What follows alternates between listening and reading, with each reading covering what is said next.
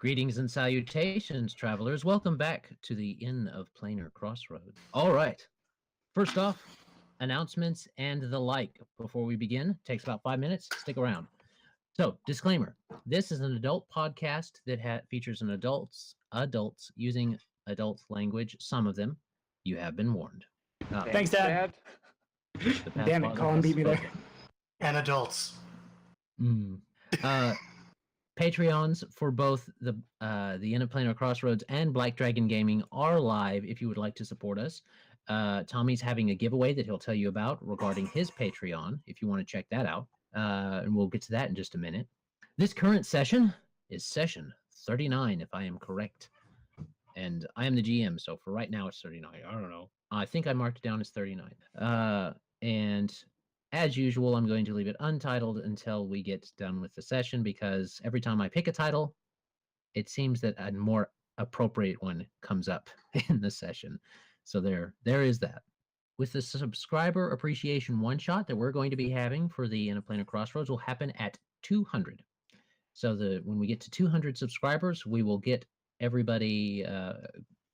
Colin has said that he's willing to run a game when we get up that high, and it's going to be a fun, different kind of game.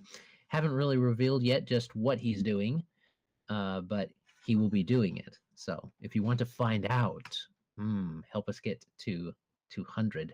Our monthly giveaway, yay! We're making early use of that Sirenscape. That Greg is the master, and we are the minions of. And let me see, this month's giveaway, I'm getting it out to show like I usually do, is a Funko Pop of Vivek. So if you want in to get the Funko Pop, those are of the giant tier and above will be in that drawing. Last month was a book giveaway, a Splat book giveaway that neither Tommy nor Sarah have gotten with me about. So I don't know, they may wait until we go up to the St. Louis Comic-Con to be like, hey, Adam, there's that Splat book I want. Yeah, we might. Oh, I think that's everything. Only final announcement I have is that Adonijah's game, The Misadventures in the Southern Colony, is live. We're going to be uploading the episodes that are coming out. By the time this releases, we should have episode 2 up, and episode 3 will follow shortly after, because it got released. It would have gotten released earlier, except I had gotten mixed up when I had uploaded something and not uploaded something. So that was on me. That's all we've got for that. So, Tommy, what would you like to tell the people before we begin the game? A lot of things, but we're going to keep it PG-13 because the Pathfinder says so. Right now, my channel, Black Dragon Gaming, is running a giveaway. We are going to try to raise up a little bit of patronage so yours truly can take a day off work and run you and 5 of your fellow subscribers at my channel through the Doomsday Dawn adventure for Pathfinder 2nd edition. It was set to go live at 424 subscribers. I'm at, well, I have my YouTube open right here. I am at 481 subscribers, so we've way past that, and patronage is starting to pick up too. We're at like $38 a month. Last time I checked, we just needed to get up to 150, and then, like I said, come August, we'll run some Doomsday Dawn. We'll stab some mummies that are out to eat your brains with swords and spears and stuff, and it should be super fun.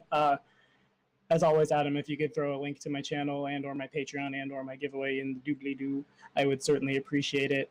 And yeah. We already have a link to his channel if you want to check that out, and we will try and remember to do the giveaway video also. We'll probably try to do the updated giveaway video. That'd be sweet. Yeah, you guys have till the 2nd of July is when the giveaway ends, which is a month before the core book and the adventure, the PDFs drop. So that way, I know I have somebody who entered today who's from Japan, and I want to make sure we can get our schedules together and not have to be really awkwardly the guy here who from Sweden who has to stay up all night. I want to make it really convenient on everybody if possible. So yeah, just comment on the video, and then patronage will also get you a second entry, so you're not just throwing your money away. Also, you get to help out yours truly, and why would that be throwing money away? But yeah, that's all I got. We're already an hour behind. Let's get to Runelords. All right. So yes, let's go ahead and do that. Diddly-doo. Doodly-doo. Do reach sand point. That was a good You didn't question. make sand. Man, at the end of last session, you made it out like there was going to be a huge snowstorm, and we're all going to get lost and die. We just get there. Not that I'm not fine with that, You'll but eventually get to Sandpoint. I didn't say that you already were at Sandpoint. You get there eventually. with all our toes attached. No comment, because let's start rolling. Ah, crap. Me and my Okay. big mouth. Sorry, I guys. got better toes than you. I feel like I deserve a bonus. Yeah, but you have fewer toes as well. Can't afford to lose them, some of them. I don't know what the circulatory system is like for avians. Well, Not I don't super wear hot. boots in the winter, so it has to be something. Yeah. Okay, so let's bring up some handouts.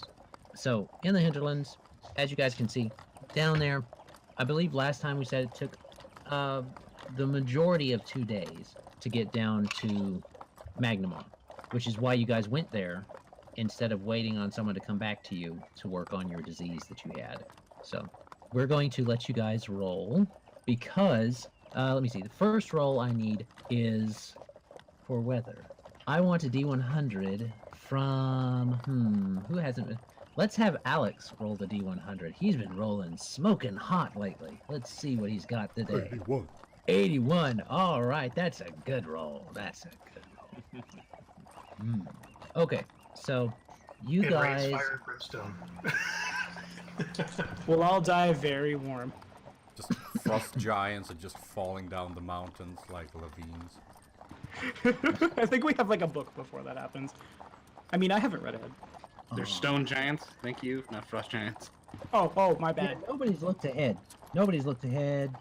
You know, no one's got the book on their shelf or anything like that. No one has Nobody looked at me. owns It's the actively anniversary open in hardcover. another window right now.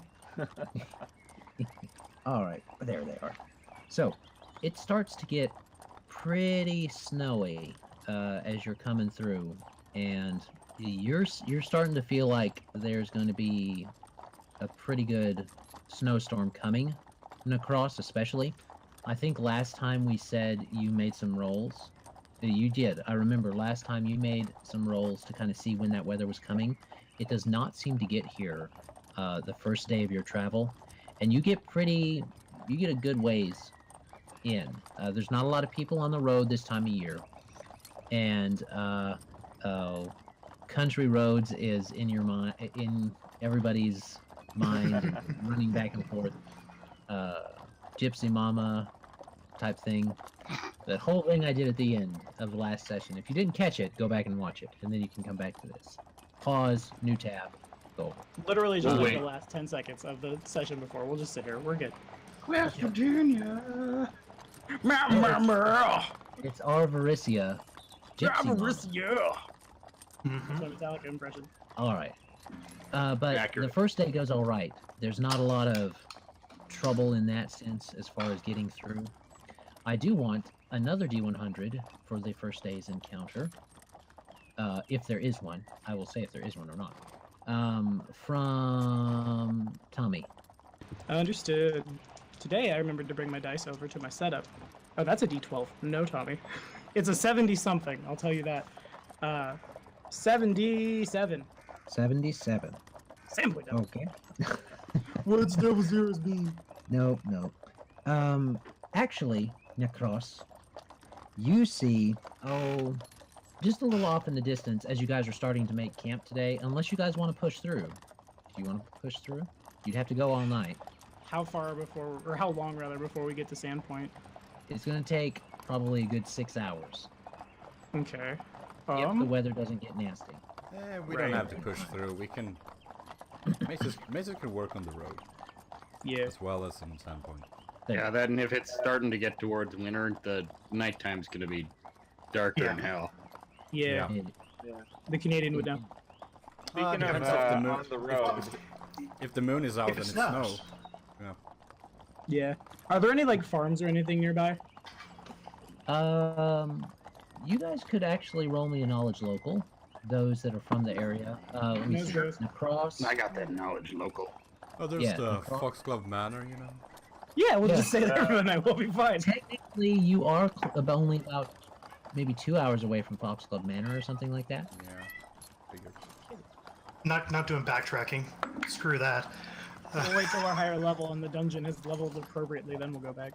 So, speaking of doing work on the road, Emmy is spending her time in the cart doing some writing for poetry, and she seems very adept at it. Like, even as the wagon goes over bumps, her hand adjusts such that her handwriting stays nice and neat. That is impressive. And impressive. So 15, 14, 11. Any other rolls? I might try like knowledge geography or no, it'd be. Can I do a knowledge nature to know if there's like a cave or something like out of the wind that we might be able to shelter in? If like failing some farmhouse we couldn't just stay at. You can. Okay, the knowledge nature then is a Emmy will aid 26. or not. Way to go, Emmy. Nope. You do nope. know that failing it by a certain amount actually harms their score, right? Welcome to second edition. Really? It's a variant rule, but I'm not gonna mess around with it too much. Maybe. Oops. Later, going forward. All right. So that knowledge from you, Nahkräs, 27. 27. There are no caves in this particular area for sure. Okay. Maybe down in that cavern. It's not a cavern; it's a river. Maybe down by the river you might find a washout, but that's not something you'd want to stay in the winter time. Yeah, that sounds considerably especially. worse. So you're kind of out in the open, except for you're right there near Whisperwood, coming off to the edge of Whisperwood. So Okay. you guys could do that. You could continue there If and wait. this is Greg the Canadian speaking, the woods are probably actually much better than being out in the open. The If there's trees gonna will be shelter us snowstorm. from the wind. Yeah, especially if we Same. need to hack some stuff down to make a lean-to. That's where the monsters live. I don't think we're afraid The of the woods are monsters. where The monsters giant live. ticks are dead. If it's snowing out, the ticks are dead. Yep. But then again, that's where the XP lives. Yeah, Mm. that's where the adventure really begins. Speaking of XP, Nahkräs does notice a set of tracks of very large boar tracks. Can I make a knowledge About- measure to identify? You can make a survival to identify how many are in there. Okay.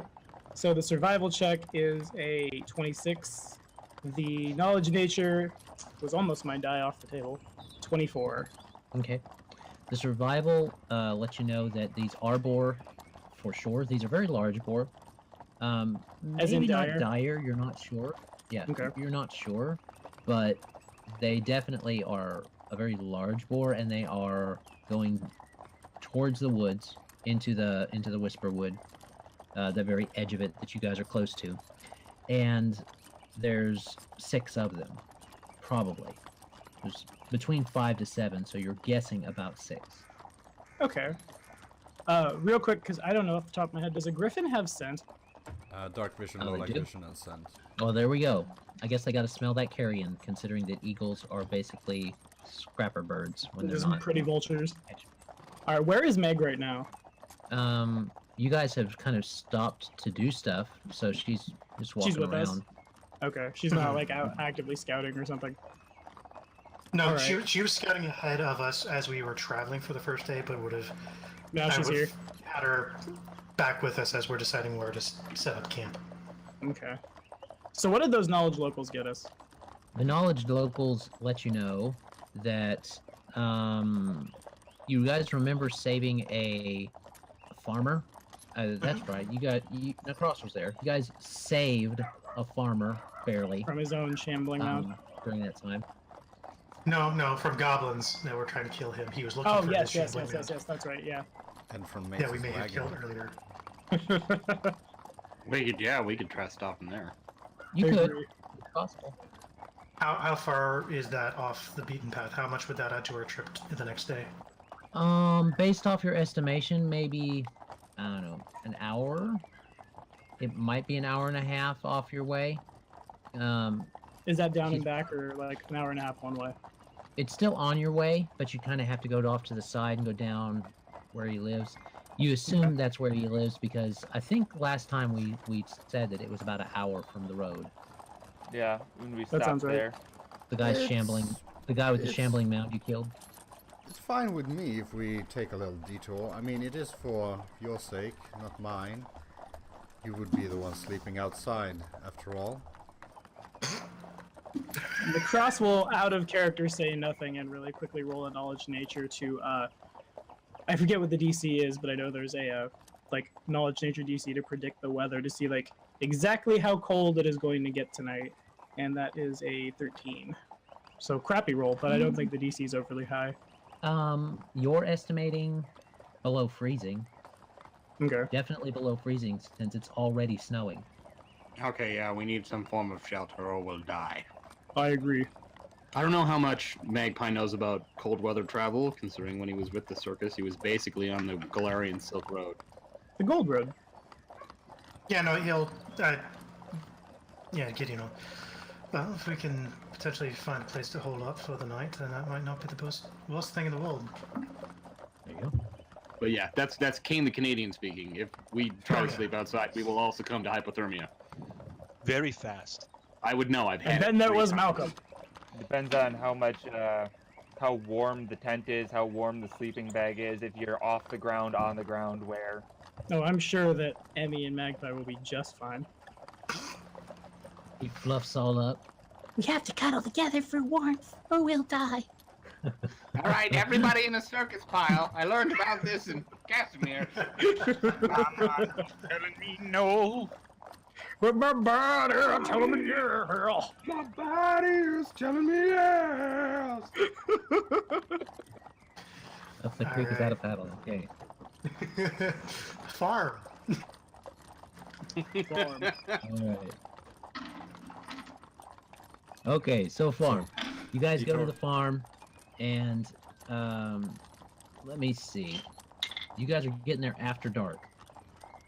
And the lights are, there's a single light coming from inside of the window. You hear a dog outside. How convenient. Yes. Use what you got, I guess. I'll be I'm honest. so immersed right now. Well, we don't have any Sirenscape going. I'm looking for a snowstorm. I am. Snowstorm would be appropriate because the weather is picking up. Alright, well, we made it. As if on cue. As if. There we go. All right, who's gonna knock? Gideon will. As if that's even a question. Well, I was get that paladinic hospitality going. So you knock Pardon me? and who is it? Sorry to intrude. I believe we brought you back here a little while ago. Saved you from some goblins. We are actually just hoping to shelter ourselves and out of this storm briefly for the night, if possible. What? Oh! Oh! And he starts to fumble at the door and open it up. Oh, thank you for coming. Yeah, yes, come in, come in. I'm glad to have you. But there's a lot of you. Whoa. And he kind of looks at Meg, who's starting to come in. Is there a barn? Like, She was There is a invited. barn. Is there enough I room assumed to we were going support to be her? sleeping in the barn. You guys honestly don't think there's enough room in this little house You for and I neither do shall. Meg and everybody else. No, perhaps you and I should retire to the barn if that's at all possible, my good sir. Oh, I wouldn't make you sleep with your mount. Meg is not my mount, but I appreciate it. We have much to discuss. Bristles a little bit. Meg, follow me, please. Just kind of eyes him with that bird eye, to the side, and then turns and goes out with you. Is the cat put up, or is the cat still out? The cat and the cat's orc are halfway to the barn. I think. Okay. Writing's on the wall. Yeah, I know, I'm not. I assumed we were sleeping in the barn. It's not my first Nope. time in a loft. Just the undesirables. You guys are apparently fine. Oh no, Mazus. my good birdman. You can come in and please. Just large creatures. I don't have a very big house. Non-humans and half-breeds in the barn. With the paladin. I look like a human. Yeah, you're just like I look purple like and somewhere very human light. with gray on. Yeah. There Emmy you is go. probably in her Kitsune form, which is different from the last time she met this guy. Just a little. She does. He does give kind of a and you hear him. You can make me a perception check, but like sees you walk in together with the bird. Trickster demon? You know he said something to himself, but you don't know what. Oh, well, now I'm curious. Yeah. Well, are you? 21. Are you curious? I am. 21? 21. He said, "Oh, fox in the hen house indeed." Magpie, like, laughs softly, but that's it. Okie dokie.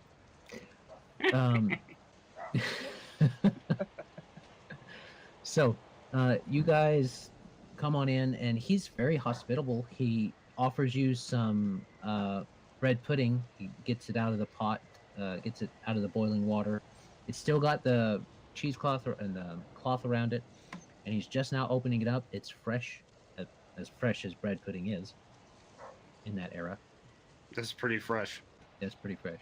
Oh, and I offers you some. hate to intrude. I don't want to, I don't want us to put you out. We just need somewhere where we won't freeze to death. Oh, no, don't worry about it. You saved my life. Oh, do tell, did you find anything out about my little mass of, plant? Perhaps further down the road toward, where did we fight it? On the way to the Foxglove Manor. Was that on the way back? It was on the way back, but yeah. It was on the way back, same road. Yeah. Just look for the pile of frozen dead bush. Maybe a little further down the road, following, I don't know, along the Foxglove River. / lichened. Oh, well, it does kind of wander off that way. We found something in the water, but whatever it wasn't alive. Well, I do hope that it's nothing untoward has happened to him. He's a great boon to my farm. I'm curious into what way exactly. You'd be surprised about how much stuff is wasted on a farm when you don't have an appropriate way to dispose of it. Says we butcher out a lot of animals here. I suppose shambling mounds are basically kind of full of, like, dead fallen carrion. Dude is literally a walking compost heap. Yeah. Delicious. Have you considered purchasing an otyug? We had one with the circus I traveled with. Very efficient. A bit temperamental, though. Oh, is it plant-based also? Unfortunately, no, but it will eat pretty much anything. Oh, I prefer my mound. It's the drippings. I'd have him walk back and forth over the fields, and the drippings of his digestion would, give great amounts of fertilization, and he drop worms every now and then. I chose the wrong moment to take a drink. There you go. But yes, he visits. He offers you bread pudding and a little bit of a glaze. And he definitely tells you that, oh yes, being outside in this weather is a bad idea, especially for what's been happening lately. All of the boars have gained sentience and are killing everyone in the woods. Oh, more XP! I do tell, sir. What is something more untoward than usual been happening around here? Well, we've been losing a lot of cows. Something been getting them. Like entire cows? Like you've been finding cows dead in the field, or the cows are just gone? A little bit of both, I'm afraid. Half of them is usually gone, and then the other half is left. That is strange. Yes, I mean, if it was wolves, they would have eaten the whole thing. It wouldn't be quite that way. I figured perhaps some sort of giant had maybe carried them off, but if they're leaving half a cow behind... Emmy will do a knowledge nature to see if she can think what would leave half a cow in a field in this area. Could be a lot of things, but narrow it down a little bit. Okay. 24. Most of the wild animals will eat many wild animals will eat most, if not all, of the kill, because they don't know when they're going to eat again.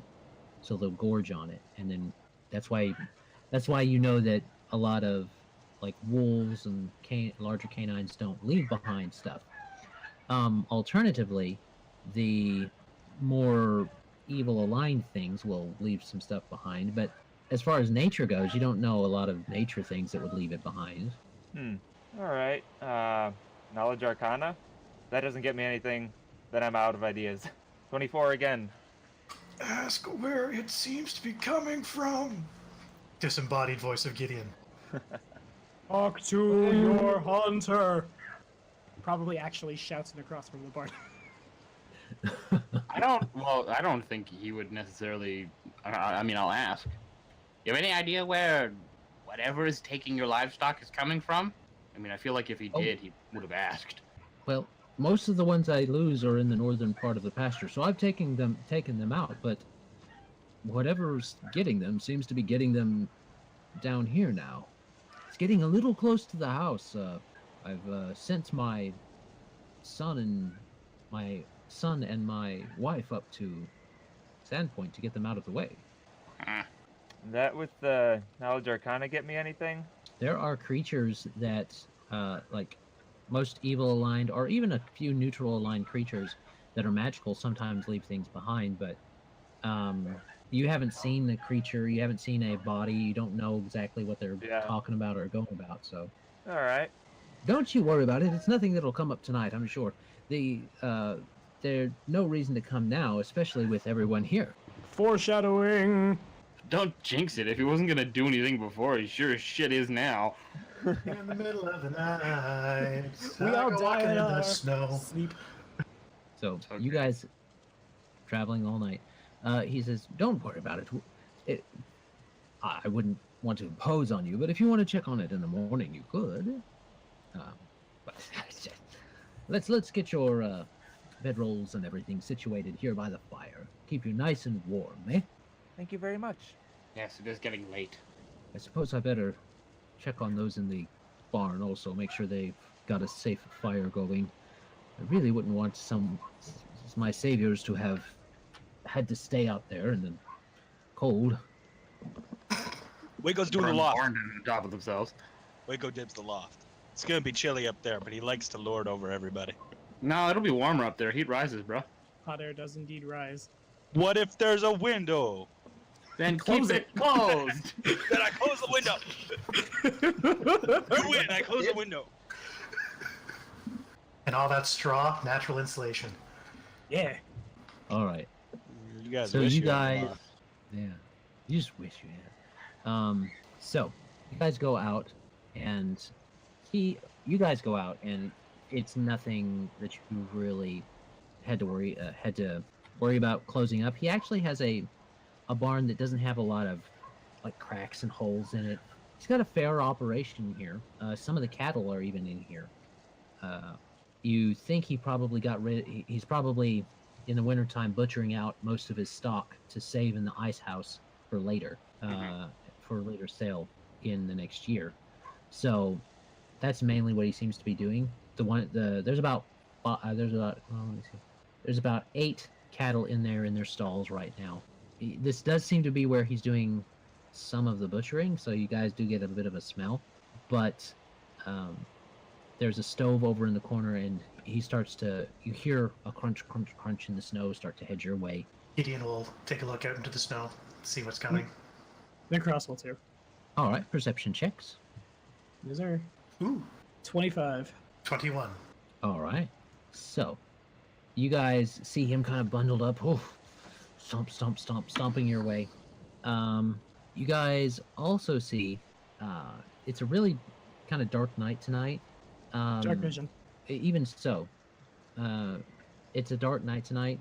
So, Greg sees him, but at the edge of your dark vision, and still close enough for Gideon to see, is two blue dots Fucking over near Lords. his house. And then as you watch, there's 2 more dots, and 2 more dots, and 2 more dots, and then the dots blink out. I'm going to be the usual paladin and detect evil. Yes, sir. I wish I had knowledge of engineering. I do not. Well, I might. I forget. I don't have ranks in knowledge of engineering. But I will roll a knowledge nature to try to identify what I just saw. 30. With a 30, you know that the natural light that's available right now, because it's not a very bright moon, it's like a crescent, and well, let me see where you are in the month because I've actually got a calendar. God.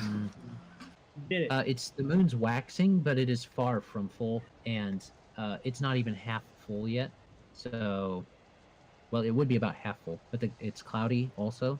So you're getting a lot of overcast, and it's just kind of drifting in and out. And while that happened, there was no light. You were in a shadow that was overpassing the moon, and the glow didn't seem to be a reflective glow. It seemed to be a glow from within of something. And how far does your detect evil reach? 60 As far feet. as my dark vision. You don't sense anything 60 feet away. Okay, and Gideon will also roll a knowledge local and a knowledge religion to see if from local standpoint, to see if there's any tales of this kind of an effect or what could be causing it, and religion just in case it's Mazus is something. also sleeping in the barn, correct? No. No, Mazus has a wagon. Mazus is But Mazus Mazus has is a like wagon out in and the open. a- Is that be right? in Like the house. so, like house, them, barn, the three of us, and then Mazus is like la-di-da here somewhere. Unless the wagon can house the not the wagon. Unless the barn can house the wagon, I imagine the wagon being outside the barn, and then you have the horses inside the barn. Yeah, I was gonna say Okay. the horses are probably inside the barn, because otherwise they would freeze to death. Yeah. The barn is actually big enough to house the wagon. All right. Well, he will push the wagon in there. If that was the case. And All right. so I got a 21 for knowledge local and a 15 for knowledge religion. Okay. So knowledge local tells you that there's there's like stories of like will-o-wisps and stuff like that might drift around in the area of the Highlands, but you're not necessarily sure that's what it was because they came open, they were there at the same time and then they left at the same time, each pair. So maybe if they were running in pairs and then More seemed like eyes. Probably. You know that from your knowledge of religion, there's plenty of things that have glowing eyes. Lots of stuff. Some undead have glowing eyes. Some demons. Some devils. Lots of stuff has glowing eyes. So if that's what it Like was. glowing blue eyes. Mm. Mazus, there's something out there. Did you go inside his wagon or something? Because he's I mean, just like- inside in the warmth, just doing his enchantment thing, just having a good Yeah, time. I'd probably poke my head in. Yeah, if there's like a covered top, I'll just kind of. Nah, he has proper doors. Oh, okay, fair enough. I have Basically a grossly, converted prisoner's wagon. grossly underestimated the wagon we've been traveling in for a It's long a- time. Yeah, it's a heavy wagon. Oh, okay, fair enough. I thought we just had like a platform with 4 wheels and 2 horses. Sweet. And I got run over by that. Now I'm more upset. Hey, you survived. Yeah, I did. Yeah, Nahkräs would poke his Okay. head in there and inform Mazus of what's going on. Oh, there's a eye situation. Eyes that are not natural. Well, no, I'm not gonna go into that debate with you. Is there any immediate danger? Let me, can I roll a sense motive at him to, like, I'm trying to get the feeling like if we're being watched or if these guys, if this thing just happened to happen here. Would that be what that is? Or like a survival or something? You can roll a sense motive for it. You're not sure what you could get because you're recalling memory, not recalling what you're seeing right now Fair enough. or sensing what you're Alrighty. seeing right now. In that case, it is a 16. Mm-hmm. They're definitely watching you, but that's all you can really get. Okay. Something out there is watching us. All right. Well, I for one wouldn't like to go out there in this weather. So I suggest that we keep watch during the night and hope that we get to sleep undisturbed. Can Wayko maybe try to peek from the up on high in the loft to see if he can see something out in the darkness? It's probably not. I'm not sure if anyone else with dark vision was rolling perception just now. Yep. Yeah. Sure, okay. you can. You can see if you can see something from that vantage point. It's a modified 19. Modified 19. You have dark vision. You said. Yes. Okay.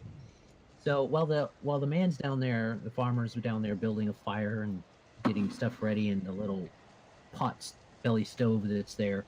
He's not really paying attention to what you're doing. He's kind of just, oh, sure. He's actually trying to make some small talk. Says, "Thank you so much. I appreciate it all.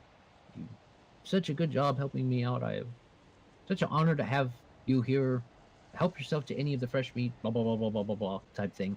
And when Wayko looks outside, he sees motion at the edge of his vision, not far from where the house is, and there's kind of a disturbance of the snow that you can definitely see there too, and there's nothing there right now. Hear anything? You know it's Okay. there. So some kind of motion out there, and the rest of the folks are just down below me. Mazus, have you ever heard of glowing blue orbs that radiate with their own natural, unnatural light? There are several outside. Wayko's just gonna keep that to himself, the whole little motion out there, but he's gonna keep an eye in that direction. And he's gonna take 1 charisma damage as he puts on his mask. Someone actually Okay. did it. Wayko wants to eat us now. Not yet. But it does help him see things that can feel fear, so if these things can feel fear, then that will help me see them. Okay. There you go. You can make a new roll with that if you'd like. Alright, sure, one more. That is a modified 22. Without the bonus too, if they feel fear. I'm trying to see if these creatures do. With the vague description of blue glowing eyes, I guess Mazus will rack his brain, but I have faith. So, you don't see anything special about them when you're looking out. That is a slightly better roll, though. So you do kind of get the idea that from the way that the snow is disturbed, they've been trying to use the same paths that the farmer and that you guys have already used to go looking around in the area. So, So we can see, like, from the barn, there's actual, like they appear to be leaving tracks or trying to not be leaving tracks. Wayko can see that, yes. So now, does anyone Mazus. in the house hear anything outside? I don't know. You Would said you they're like near to the roll house. perception? Yes, I mean, would. I will. I hadn't said anything because I figured we couldn't hear it because we were in a different building. He said they were near the house, which is where we are. At least where the people were seeing them. Here we go. Nope, probably not. No, you got one, man. You don't see nothing. In fact, I'll tell you what happens. What you got, Magpie? 24 minus 2 from Emmy trying to talk to you and distract you. You guys don't hear Women. anything. Yes, dear. Yes, dear. Yes. Yes, dear. There's a lot of yes dears going on, but other than that, you guys actually don't hear much. You hear some crunching of some snow outside, Magpie, but it's nothing really alarming because the farmer's outside. Mm-hmm. Well, how long has it been? Not that long. I mean, he was going to go out there and check on them in the barn and build a fire for them. So, In the defense of the hunter would have built a fire as soon as he got there. Yeah, that's what I'm thinking. They don't need help building a fire. it's more of him trying to be hospitable. Yeah, I know. But if it's already done when he gets there, I'll take a peek out the front door. Okay. Do How- you have in done the this? dark yet. No, you don't. But the other question is, how thick is the snow right now? It's starting to get thicker. You guys, there's not a lot of snow on the ground at the moment, but it's starting to pile up. The earth has been cold enough for the past few days, especially in the overnight, to keep that on there. Okay. The other question is, are there any sconces on the exterior of the barn? No. He has a hook that you can hang a lantern on. Could I hook one of these skulls? Skulls. Can I just eye socket first? You know, the What, an ever-burning skull? flavored, ever-burning torches that were skulls that we found in. One of which has Oh. like Sheen's ashes So in it or whatever. So you want to whip out Shen's urn and stick it on No. there? Okay. Not that one. Here, Shen. I really get hope we out. haven't been carrying that Yeah. around with us. Because he's evil. No, actually, the ashes were worked into the armor, All right. but that's So you more sentimental factor. can stick one of them out there. The farmer goes, I think I'm going to go back to the house. Just you for some pull light, out my the- good man. Just for some good light. Oh yeah. It's yes. it's ever burning and shall never burn out, and provide light throughout the night without cost of fuel. Well, that is tempting. I guess you can stay there. Bit unnerving though, isn't it?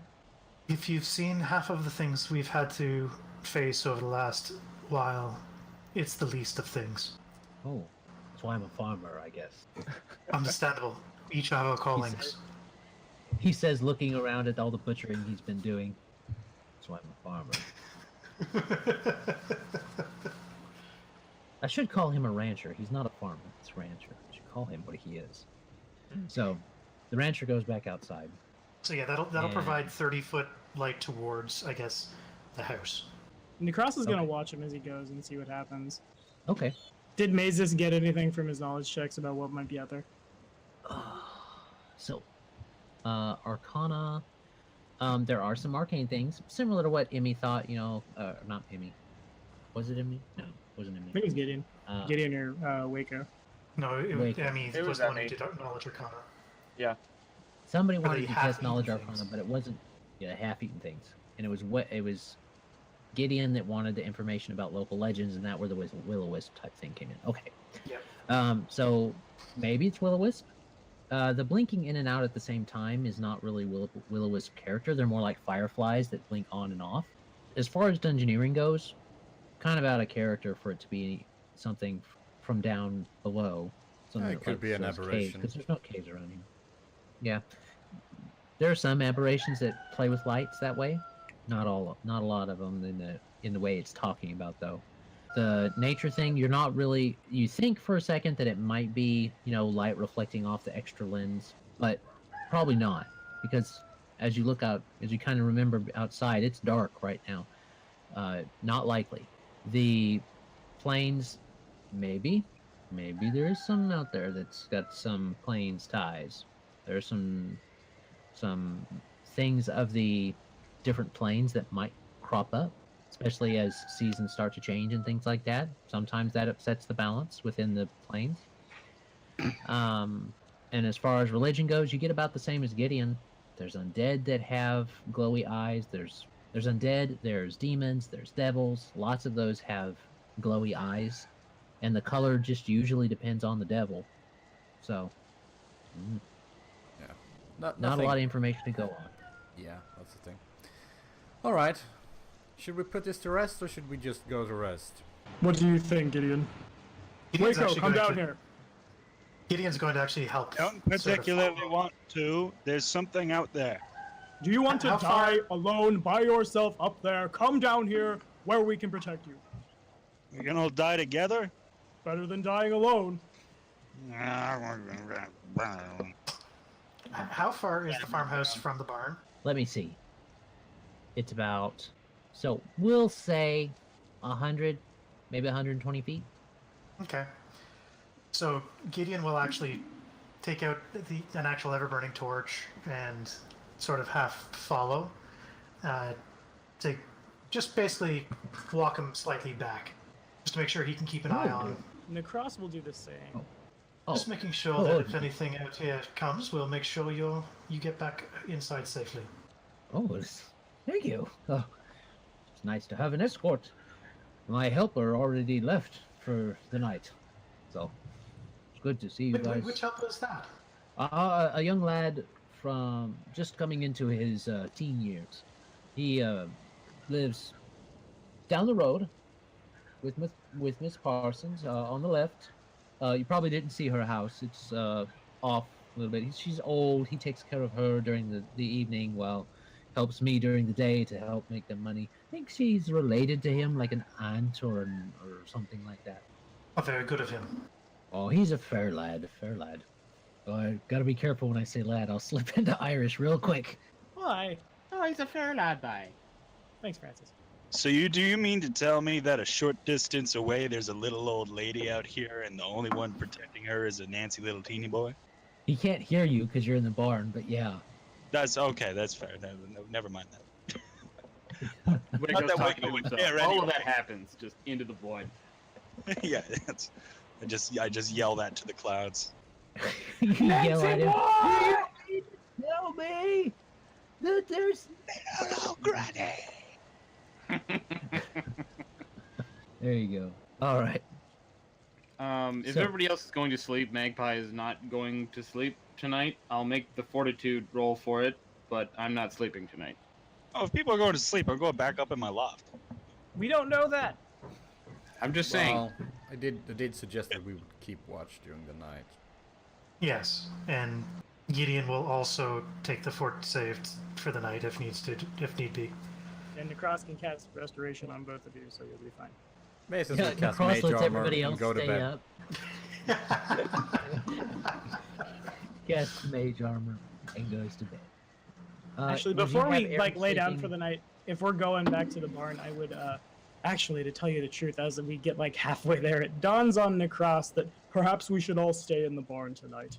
If this storm picks up, it's going to be hard to get back to the house, and if something's out there, I like whisper to Gideon. You whisper to Gideon. As I get too close to the ever-burning torch, I'm like, I have to do this. So you whisper to Gideon. Go ahead and make me a. What is it to send a secret message? Isn't it? That would be a like bluff sense check.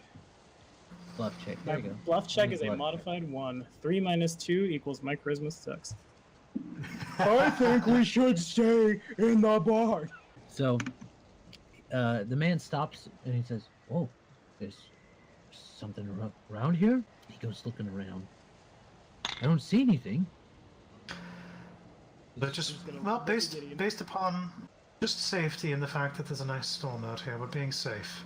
Want to make sure you're safe. We thought we might have seen a shadow move, and we want to make sure that nothing's actually there. Oh, well, never been You know how concerned the wind about can play just tricks. getting into my house. I've got something above the fireplace for that. Perfect. Keep yourself safe, and we'll make sure that anything out here stays out here. Oh, there we go. Sounds good to me. What does he have above the fireplace? That is a fine question. For the Since thief. we're Yeah. basically sleeping in front of it. Oh, as he comes back in, dusts his boots off. You want to look up? Yeah. You see a musket up there. A what? A musket. The hell is There's that? no firearms in this game. It's a I Winchester. said the same thing. Come on, you told us no firearms. Yeah, you just gunslingers, you cheaty bobidi. I am the Alright, it GM. doesn't actually fire. Just a model Winchester. Yeah, he just Just a rifle funny-looking people club. away. It's like it looks like a very decorative club. Is kind of what it looks like. It is not sophisticated. I don't mean musket like sophisticated. I mean like early Chin Shaw type of musket. versus- Blunderbuss. It's basically a Yeah. bombard from Transylvania. Yeah. So He also That's has a what he's got dog. above. there's a He dog, does there have a was dog. a dog outside. Yeah. I hope that dog's inside now. Can't look up, by the way. It wouldn't even know it was storming. Hey, dogs can look up. You just don't very often. I mean, how often has George looked up at you, huh? Looked up He at only you and looks said, down on me. I don't believe it because he backs away peeing. He's so scared sometimes. He doesn't so. back away. He sprints backwards while a trail of urine precedes him. While barking threateningly. Okay. But no, the dog wasn't brought inside. If anybody was curious about the dog. See, we That's hear it there. irresponsible. Alright, so who is awake and who is asleep? Indeed. I'm awake. And do we all get back in one place? I don't feel comfortable leaving the farmer alone in the house. Gideon, you should tell the farmer to come sleep in the barn with us. I again stage whisper. Or stay in the house with him. Be a tight squeeze for everybody to get in there. Yeah. I promise you guys. Well, one person stay in the house with them. The rest of us stay in the barn. And if something spooky comes, I'll just start throwing lightning bolts in every direction, and y'all will know. What could possibly go wrong with that plan? It's a great plan. Don't split the party. We're splitting the party. Totally split the party That's so our plan. hard. It's not only something that's happening, it's our plan. Yep. I'll make sure to keep an eye. Okie dokie. But yeah, So- Gideon's going to be up, and he's actually going to turn to Meg and say, "We need to keep a good eye." So, as my squire and I will be staying up, keeping an eye out there. I'm fairly certain you can see better than I and have better sense than I. Thus, Nahkräs will also stay up. My eyes are superior to yours. So we're going to take full advantage of that, aren't we, Meg? We're going to make sure that anything you see, you relay to us. If you smell anything, if anything happens, you let us know. Understood. And she kind of looks. Bring. Your what is that? Friendship level with Meg has gone up. No. Your reputation. Meg the Griffin is now comfortable enough to fart around you. You start learning a little too much about her, and you get that weird romance option. She's that NPC. Oh. Didn't realize this was a BioWare game. This is actually Mass Effect. This is something. I thought this was Dragon Age. Nope, there's This guns. is, It's Mass Effect. Hey, don't the dwarves have guns? They do. Dragon So Age? do like all the people, not all the people, but there's nations in Garund as well. They prefer the Dawi. And all of Alkenstar. Yeah. You racists. All right. So Meg, seeing you guys watch the front, seeing Gideon watch the front, she kind of goes up to the other loft and pokes her head out of the back. Kind of watches that way. Better stay out of my loft. Later, I will fry that bird. a little later, she says, "I see snow. Lots of snow." Anything in the snow, Meg? No. Good. Looks around a little. Another hour goes by. I see trees. just killing it. Just killing it. Alright, so since somebody is obviously one with the brain, Nahkräs is going to move over where Meg is and make a perception check. And it is a 15. I also see snow I don't increase. see anything. Why don't we go ahead and do perception checks for the first watch? Sure. So that would include Magpie if he's staying up. My war cat will roll as well. See if she smells something that makes her all startled. Or if she rolls poorly. An 11. Okay. Gideon rolls and modified 18. Okay. Neither of you kind of see anything. What did Magpie roll? You guys don't He really. is. Kane is not here right now. He's not here right now, man. Well, as his significant other, it falls to you. Yes, roll me a d20, Colin. In the absence of Kane, What do I add to it? we'll discuss that when he gets back. All Yeah, right. slightly- Oh, my luck is better. Nope. Classic Colin. Nope. That's still enough with his particular bonus, I'm sure. But my luck If was you not guys- better. Oh, I need to roll for that there too. All right, actually, so roll me Meg's perception, also, Greg. Okay. So I rolled a 13. What gets added to that? Is that just a standard She's a standard Griffin? Griffin right now. Okay, Right now, so she's a standard Griffin. 12. She- If that's What's uh, it? 25. 25. What's it if it's plus smell? Scent, I believe. Yeah, That's like +8 if it's downwind, or +8 if it's upwind, plus like 16 if it's downwind, and there's a bunch of variables based on like how stinky something is. And to be honest, Yeah. there's probably a variable against us if the barn is particularly smelly. So we'll just negate it for now. So what's your bonus, Magpie, for your perception? Is he still gone? I thought he said he came back. It says 13 in the chat, my dude. Okie dokie. That's actually enough, I think. Oh, 13 plus 4. Ooh, just barely. Okay. So here's what the perception checks get. Magpie, around probably 2 or 3. Let me see. First watch, around midnight. You kind of hear a smell sniffing near the door, but it goes away. Greg and let's see, it wouldn't have come around that way. It would have gone the other way. Meg and Nahkräs are kind of bonding, I guess. They're sitting beside each other and watching. So Meg will still occasionally call out over every 30 minutes or an hour. No! Be quiet, Meg. Shut up, Meg. Why? Because if there's something out there that wants to kill and eat us, we shouldn't be shouting unless we see it. Fine. Looks down. I see it.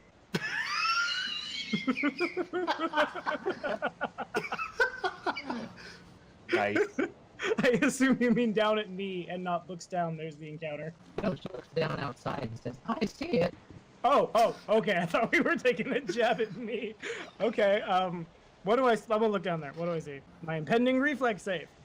You catch something. You don't catch it really good.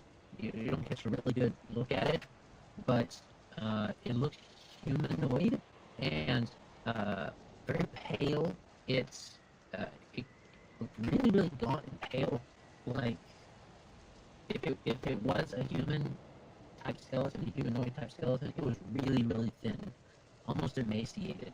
Very the paleness of it was almost to that blue color that you get when you get really, really cold, close to hypothermia. And the hair that you did see was probably on its head, and it was kind of stuck to it. But it goes around the corner of the barn. So we look down and we see it at the back door. Is that right?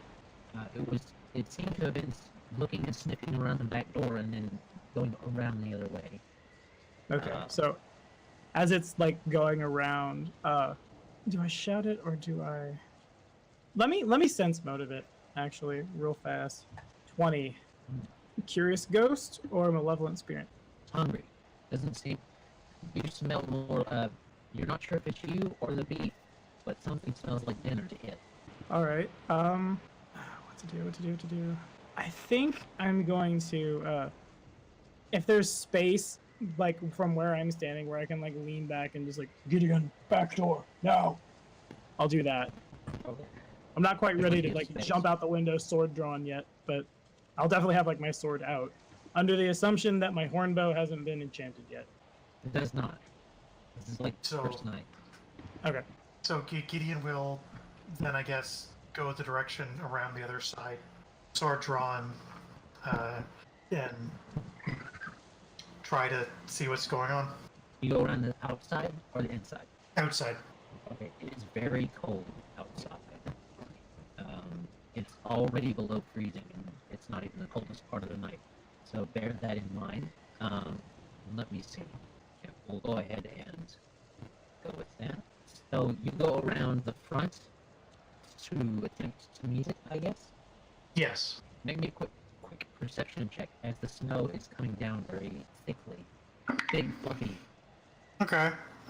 So that'll be a 19. Okay. You heard what he said, but as you get outside, you see what he was talking about. Can I detect evil then as well? You can. So you detect evil. Mm-hmm. I'm not hearing you. Y'all, you detect evil, and you definitely get a ping. But when you get the ping, it kind of pings on the edge, close to the edge of what you're sensing, and then it moves out of it into the woods. It kind of get real close to the barn. It went around the south side of the barn, and you came around that other south, and the woods that are right there, almost right on the barn. So, sorry, it went... So I didn't follow the same way it would have gone? It seems to have sniffed out the barn and then gone away. Okay, so it was on the periphery and then went away from the barn back towards whatever is behind the barn, I guess? Right. So, the barn is sitting kind of east-west. You came around from the east side to the south side. It came around from the west side to the south side, supposedly. But when you came around the corner, you didn't see it. Okay. You sensed it with your peak, but it was going towards the woods that are just south of the barn.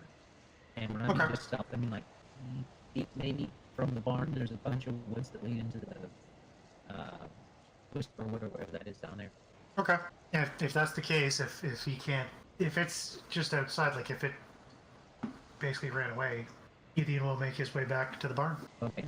So you do that, and so you are facing that way. It comes out in a cone. Turn it off. Turn it go around. Okay. All right. So we'll let you get back to the barn.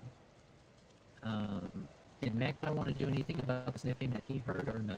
What exactly did I hear? I can understand like every other word you're saying. You're a little bit robotic there.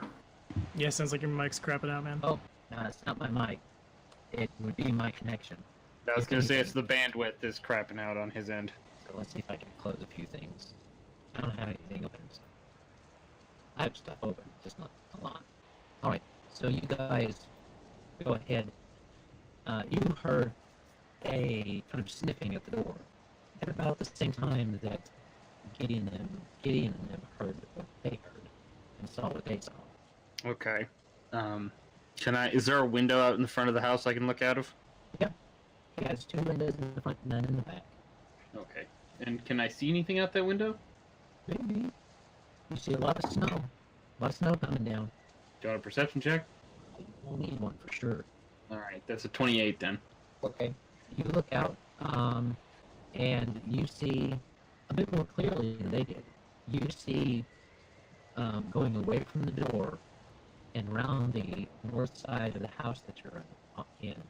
And it's a one-room stone cabin type of farmhouse. You see a very emaciated, kind of crawling on all fours at the moment, creature.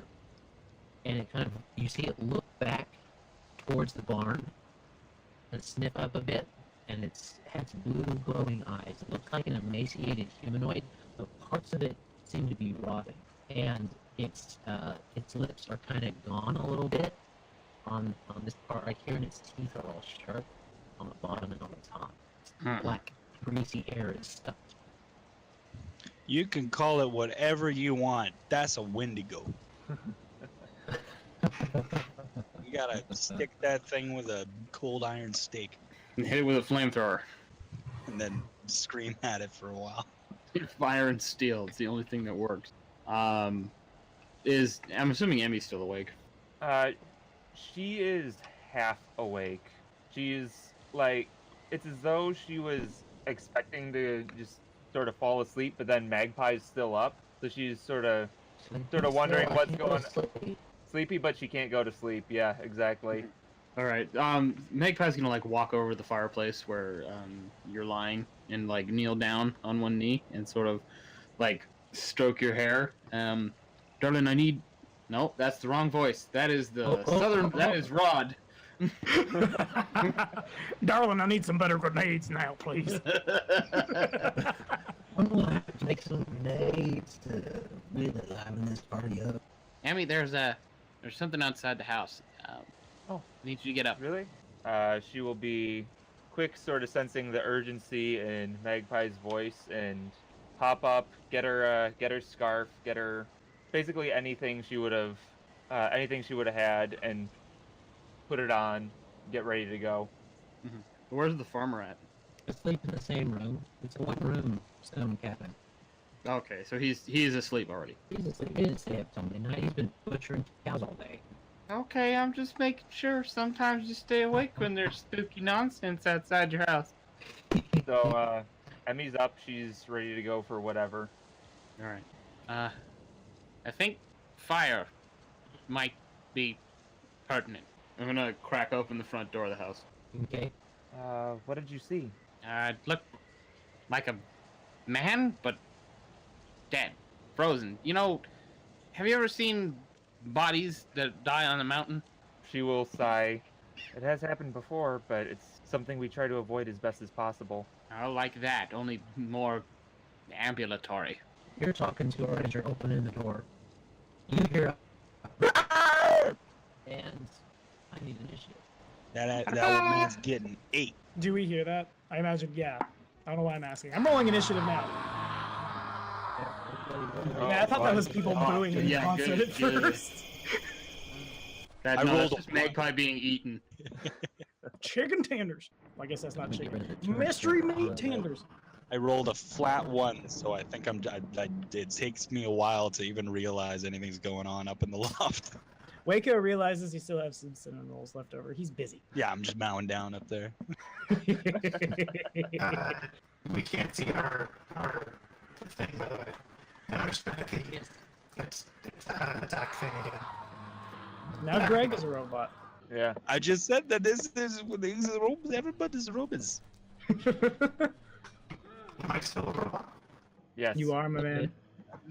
Adam's fine now. The curse has spread. He's one of the creepy robots. He's Adam, the only token I have control over is my war cats. Which I guess isn't the worst thing in the world. I can just put my initiative there. You got it now. Ah, well. I need to get. Well, we're still on the main page, so we haven't passed into The realm mass of territory. TPK. To be fair, this is something I'm having to come up with on the fly. No, why did you do this? Why'd you do this to us? Gonna Spookyville. Where things get spooky. You guys know my default setting for improvisation is freak them out. Classic Or try. Adam. Alright, how's that now? Still... There you go. You did it. What is the name of the track for the battle music we're listening to right now? Because I'm guessing what Adam was going for, based upon what we did not kill, it is a ghoul attack. No, okay. I wasn't sure if we were hearing someone chanting or flies or both. I have forgotten how to siren skate. Please tell me if I'm anywhere near correct there, Adam, so that if you need me to change things, I can do that. No, you don't need to change it. Just like the one shot, we're being attacked by ghouls in the night. Spoilers. It's not spoilers, it happened like a month ago and I'm lazy. Spoilers for a movie. Alright, let me get things going here. Okay? So, we're not going to give them a surprise round because your initiative's in there. If you zoom in on him, you can see he's looking up at you. Yes. Oh, Jesus. He's giving you the eyes. Those eyes are super He realistic. got big. Don't zoom in, whatever you do. We're gonna try our very best to not make a good body, and here's some random, mismatched skulls that will blend all together, and blue eyes. Stark blue eyes, like icy. That's just bubbles. some dude's face that's just cropped out and slapped on top. I'm gonna eat you. Looks like he's gonna try. He's got that I'm gonna eat you. Give me your tippy toes. He's got skid marks all over himself. No, God, he does. He couldn't make it to the bathroom. That's what he's looking for. I'm pretty sure those are holes, but alright. That's like him just doubled over. Oh no. Who put the He has camera to in get the into a bathroom? 3-point stance to do it. Why, God, why? This is a lot of work going in that guy. What's the other hand doing? Pointing Aiming. at the That's ground. right. He's got to get that power Alright. clench going. He's got the arm all the way back to He does look like he's pointing behind him. That's the direction that the turd catapult will fire. That's yeah. Well, because he's looking up at the camera. He's looking up at the camera like it's going into the outfield. He's calling the shot. This is what the MLB looks like in Varisia. MLB, Alright. Major League Creepy Cooper. monster, this is Jackass. This is the best digression I've done all day. Oh yeah. Alright. So you guys all start up, and you hear that. You hear that. And it is on. Gideon, you're inside at the door of the barn. What do? Do I see anything? As you open the door to the barn, I suspect you go. Whoosh. Yep. All right, you do see Well, something. I've got still sword drawn as I open the damn thing. So Okay. clarifying because we've had this conversation before. Yes. You do see something. You see at the door of the cabin, there's what we've been describing. This kind of blue, emaciated, slicky, oily-haired creature with sharp fangs, looking up with blue, glowy eyes, about to pounce on Magpie and Henry, who are coming out the door. Okay. You are about 100 feet from them. And I'm just trying to remember, sheathing a weapon and drawing another one during a movement, is that considered That is a part of swift the and action. move? It is not considered a swift action. Part of my move? Yeah. As long as your base attack is greater than 1. Okay. So he'll sheath the falchion, draw the composite as he's walking towards, line up the bow, and fire at this thing. Smite first. Nah, there's probably more of them. The smite might be overkill. Yeah, but if he doesn't smite, he won't break its DR. Well, I assume that bow's non-magical. I guess I'm also assuming by thinking he has DR as well. He has more than one smite anyway. He's a, 6th level paladin? He's got more. You know what? For sake of argument, yeah, he'll smite evil on it as well. Okay. Because, why the heck not? So, attack Alright. is... Drop all my dice. The attack resolves. So... I just want to double check what my modifier here is. So that is a +7 plus my smite bonus. So come on, smite. But I'll use smite. Did the smite land? I think it should be my first question. It did. Okay, so that'll be an 18 to hit. Oh, Modifier. look, a second one. Okay. 18 does hit. Okay, so that is 12 damage. Actually, sorry. Wait, 12 plus... Roll for some might. Oh, plus double his paladin level because it's an undead and it breaks its DR. No, not double. Just an extra 2 points of damage. Two points oops. per... No, sorry, you're wrong. I'm sorry, I'm wrong. What? 2 points per level. So first points per increases to 2 points per level, so that'd be 12 points plus... So instead of 12, that would be 18. 18. Alright, you line it up and it flies in there and hits it square in the side and you hear it go. It seemed to make quite an impact. Okay. And there you go. You definitely hit it. Solid hit. Alright. What are you going to do, Nahkräs? You're on the other side. I'm on the other side, so I don't have line of sight to this thing right now. No, but you hear what's happening. Okay.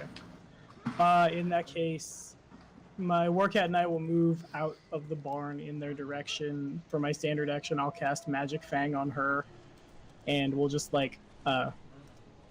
is the board relevant? Not particularly. Okay, so I'm just gonna be I'll put the tokens where I want to put them for the sake of argument, I guess, but that kind of diagonal with her up front. Okay. And just as close to them as I can get. As close as you can. You can get not as close as you can get out the door, but it's going to take all your movement plus a little to get closer if you wanted to. Okay, so I'll use all my movement, and then my standard is cast Magic Fang on my Warcat. Good. Yeah. No, I was going to say you could probably catch up to Gideon if you used both of your movements to get. What if my Warcat charges? Could it get there? It could get to Gideon. I don't know. But it couldn't get inside how range. far can it charge? Its speed can your is thing charge? 30 feet in the armor it's wearing, so it could charge for 60. And it has Woodland Stride, so the snow doesn't affect its speed. Probably not, because you guys are 100 feet from the barn. Is 100 feet from the house. So now. Okay. We'll just hold it as 30 feet forward and pass turn then. Okay. It is your cat's turn, so it went on your turn. Right. I probably need to delete the thing. would This be thing's best. turn. It would kind of look at that. Look at over at Gideon. Look into the house and attempt to. Would it do that? Maybe. It's gonna try and push Magpie back into the house and move in with him. All right. So probably won't. Oh, Does that provoke for Magpie? I say that. It does provoke if you want to swing at it, Magpie. So I shall. Does a 20? Does a 32 move you? It does. Don't you have to wait for the damage to be done to reduce that? Yeah, first we have to see if Magpie gets there, and if he hits, it doesn't happen. Yeah. Grapple probs. Does an 18 hit? Does hit It the did creature. last time. Yeah. 4, 8. Oh wow, max damage. 8 plus 9, 17. 17. All right. So you slice into that thing, and you keep it from pushing you back. It goes and kind of swats at you instead. Kind of lashes at you with its teeth also. Yeah, it runs itself onto the end of the S-stock, and I have to push it back off again with my foot. Brrr. Classy. All right. Disgusting. Now it's your turn. How would you like to retaliate against this beastly thing? Nah, I imagine I'll probably stab it again. Worked pretty well the Alright. last time. I don't have a high enough base attack bonus to, like, iterative. Soon. Soon. Very soon. Can't. One additional attack. Can I flurry of blows? You could if Are you you- use your unarmed strike, yeah, but you couldn't with your S-Talk. You took a monk level? He did. Yeah. He needs to get the Shadow Dancer a little quicker. Oh, okay. Oh. It gave me the combat reflexes All I I heard needed. was yeah. Okay. I just thought Getting the rubbed up flurry on. of blows from Unchained Monk worked differently. It might. I don't know though.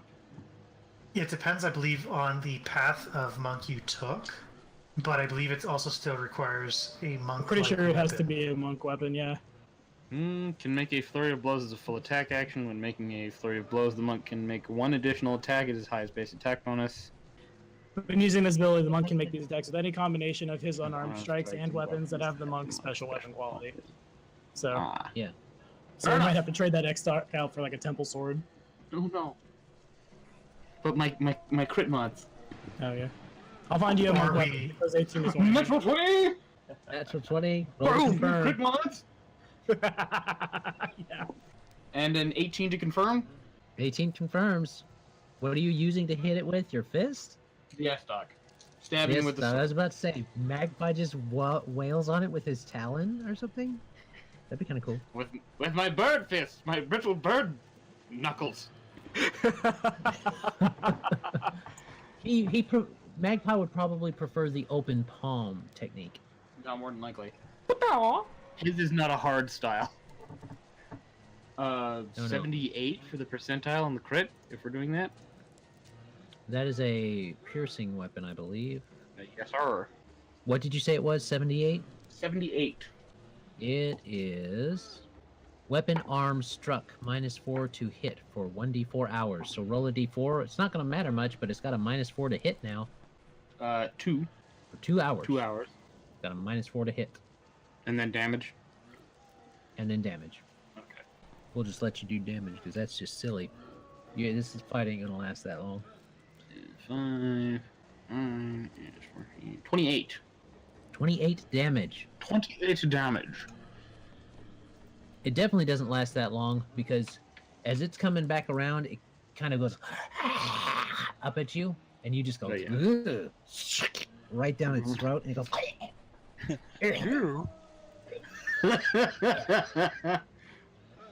Kind of you pull this S-stock out, and it flops over.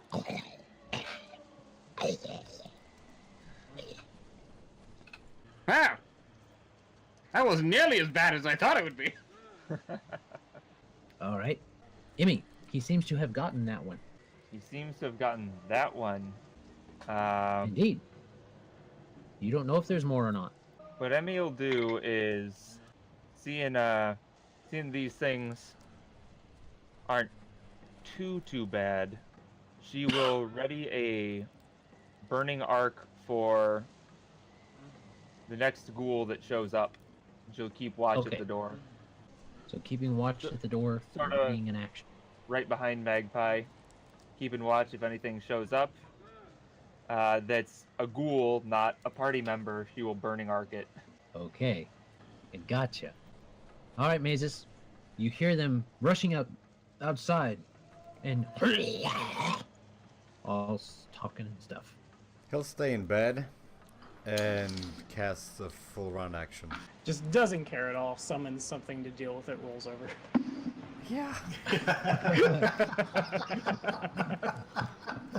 That sounds like Mazus. I'm not sure I would call that not caring so much as casual cowardice. So Mazus is casting as a full round action. Wayko, you wake up in the loft, Wayko! He's up in the fighting loft. outside. Some kind of ruckus out there. So I guess I'll. Is there like a proper loft window? I assume I was trying to peek at it before. So if I open that up and look down, can I see a clear line where they're fighting this freak? Yes, not only can you see a clear line, you can kind of see on the edge of the other part of the house too. Okay. How far away is the one near the house? Like in feet from us to that house?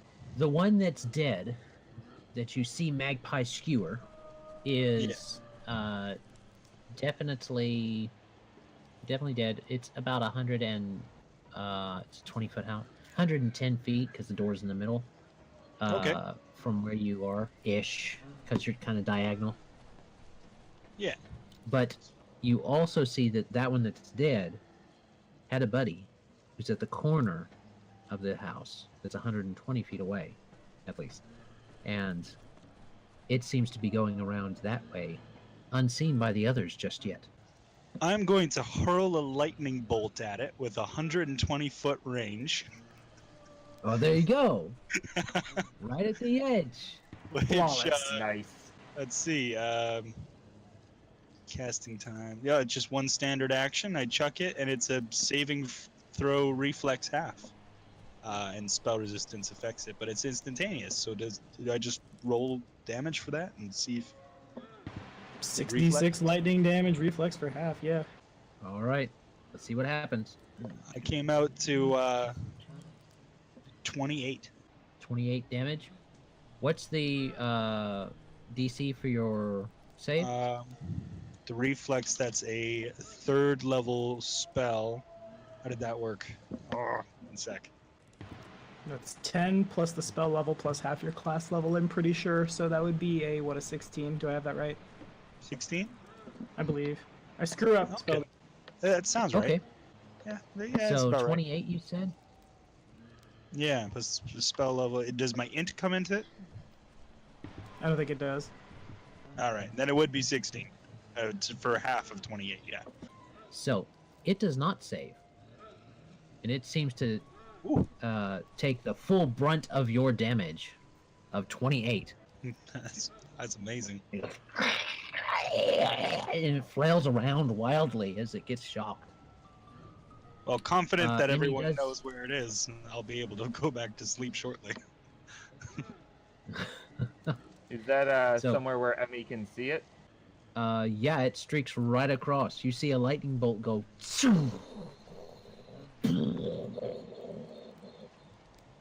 So, Slam right over by you. wow. Okay, Sniper. about how far is the end of that lightning bolt slash ghoul from where Emmy is? 10 feet.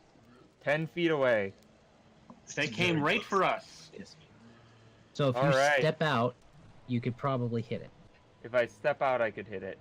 Yes. You said you were holding your action, but I'll let it slide if you were holding your turn, you mean. You know, I'm thinking. Emmy's she's feeling good. She's feeling a little bit brave today. So she will hop out and give him a burning arc. Okay. And there's only that one there, right? That I see. That's the only one you see. Yeah. All right. That'd be target 1. Bada bing.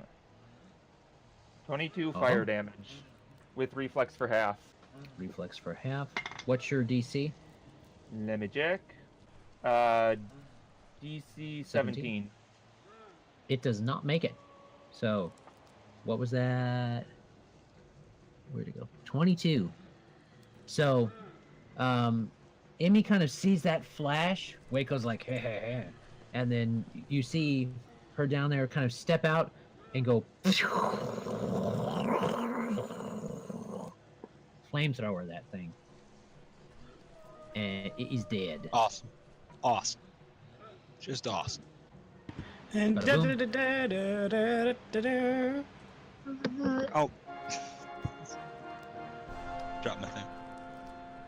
That may be a bit premature, as Meg yells from the other side of the barn, "One coming in!" Is she entirely As the convinced black- it's not snow? As the back barn door opens and a creature comes in and goes under the wagon. Uh-oh. Ba-bomb. All right. It goes in under the wagon. Yeah. It goes in under the wagon.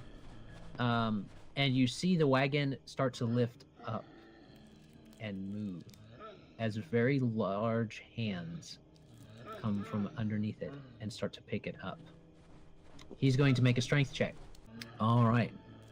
Is Erin still in the cart? I suppose so. She sleeps where Mazus sleeps unless otherwise instructed. She's been quiet So- for the past couple hours. She's a heavy She's sleeper. been asleep for the past She couple must. hours. I had a dream that. Her and Tika slept through an entire Oh, battle. Oh, So, man. Yeah. so this thing lifts up the wagon that Mazus is currently in, and so is Aaron, who is sleeping soundly.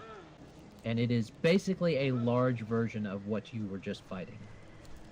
Hmm. I love it. Doesn't seem like there are any rules for how much a wagon weighs. You can lift quite a bit when you're a large creature. Yeah, but this thing is like huge. Large Zambo. Your And wagon there's is huge. people inside of it. Yeah, this is a huge wagon. Heavy The wagon. zombie What do you powerless. want, the weight or how much damage it does if you run it into something? It's a 8 square wagon. I thought your wagon was a large wagon. No, no, Well, no. this then is a- I will rephrase. It starts to tip your wagon. It's not going to lift a huge wagon, even being a large creature. Yeah, I figured. I could be mean and say, fine, it's a huge creature. But no, I'm not going to do that. I don't know if it could get through the door if that was the case. It just takes No, some big of the barn. barn with Get it the as it wagon crashes through the door. It could get through the door. They didn't lock the door. All right. That one's there. Gideon, you hear a ruckus coming from the... You hear Meg yell, "There's another one coming in!" And you hear a... Okay, now, do I have a straight line? Like, how far away is this thing right now? You moved all of your movement forward, so it's 30 feet from the door. So it's within charge range. Done. But who is it in charge range for again, Greg? Remind us. Or I own it, of course. Oh, no, you follow on, Will. Now, as part of it, I'm just trying to remember here, with charge, I get no swift action, that's a full round, right? You still get your swift. Okay, so he'll cast Smite Evil, yell, "For over!" and charge with his Felsham. You, just so you know, when you yell "For Iomade," you hear "For Iomade!" Shut up, Meg. Shut up, Meg. And it's a power attack, it's like the full-on thing. I'm remembering my power attack now. So that would be a 25 to hit. 25 to hit. That hits. Okay, so that is 32 points of damage. 32 points of damage. 20 points natural, 12 with the Smite Evil. All right. So you get a really solid hit in on it, right on its leg, and you nick it right where that kneecap would be when you were tackling somebody. You go whack right in there. You feel a little bit of a give and almost a snap. You know you pop that patella loose. So, and it kind of wobbles there inside the already taut floppy skin, the floppy skin that had come over it. So, you definitely get it really good, and you have woken the ire of Meg. So, what do you want Meg to do? Ooh. She has said for Iomade, it is on. Gotta find Griffin. Griffin, Pathfinder, some PFSRD. I enjoy the play on words as well. Mm-hmm. Every single person you put up there was just a subtle Easter egg to different things. There you go. You know what? I'd have her do a pounce attack, Okay. which I think is Pounce is if she charges, she can make a full attack. perfect. So that would be the pounce. So bite and 2 talent attacks, I guess. So that is an 18 to hit. That does hit. So the bite does 5 points of damage. Okay. 19 to hit for the first talon. Hit. And 12 for the second talon. 12 does not. 4 for the first talon. All right. This thing looks like you see this thing going on, and it's going flailing about as you're right there by its kneecap, and it's kind of like, whoa, we're getting kind of intense right here at the front. So these two large creatures going at each other. Sorry, just as a quick question. Does she have flanking on that? Would that have any effect? It would not have any effect on that 12. Okay. All right. Nahkräs, the barn doors are wide open. You can see what's going on. And we are going in. Alrighty. So Warcat and I will both turnabout. We will both charge. I don't have pounce until 7th because I have animal companion stuff. But Nahkräs will roll the hit. We will arrange ourselves in such a way as we are flanking. Then that is in my threat range, and it is a somewhere I have 25 to hit. All right, that hits. Okay, so fun fact I didn't know about outflank until like the other day. If you're flanking with someone who has outflank and you crit, it provokes from the other guy. So after, depending on whether or not this just outright drops in, there's 2 attacks from the Warcat coming. Percentage dice, 37. All right. 37 with the slashing. Yes. Triple damage. Alrighty, so then, so 45 damage, yeah. All right. And then if it's still kicking, first bite from... It is still kicking. You slice into it, its guts start to spill out, but it kind of hunches over and gets in range of your cat. Okay. So then that's, math can't... 17 hit, right? Yeah. No, 18 hits, 17 does not. What if it's flanked, though? If it's flanking, then yeah. If you have the bonus from flanking, yes. Okay. And then second attack is 2 higher than what I just rolled, yeah. So both bites connect for... This is a magic weapon for, like, DR.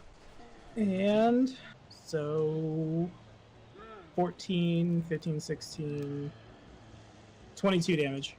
All right. With that, the cat, as it leans down to kind of scoop up its guts that are falling out, its rancid, putrid guts, your cat goes up and grabs it at the neck, and just, you see the cat hang there on its neck for a second as it tries to come up, and then you see her body just go whoosh, and she rips the throat right out, and the thing goes and knocks over the wagon the rest of the way, and falls down dead. Okay, so when you say knock the wagon over, does that mean like the wagon upends? The wagon's like this on its side. I'm not looking at. So is Mazus in danger of falling on his face? I guess is what I'm asking. Well, I mean, yeah, kinda. Okay, Right. but He's probably already on the side of the thing. He's on the floor. oh, okay, never mind. wall. Yeah, he's not falling off of something to his death. Okay. All right. And now you guys can come out of initiative.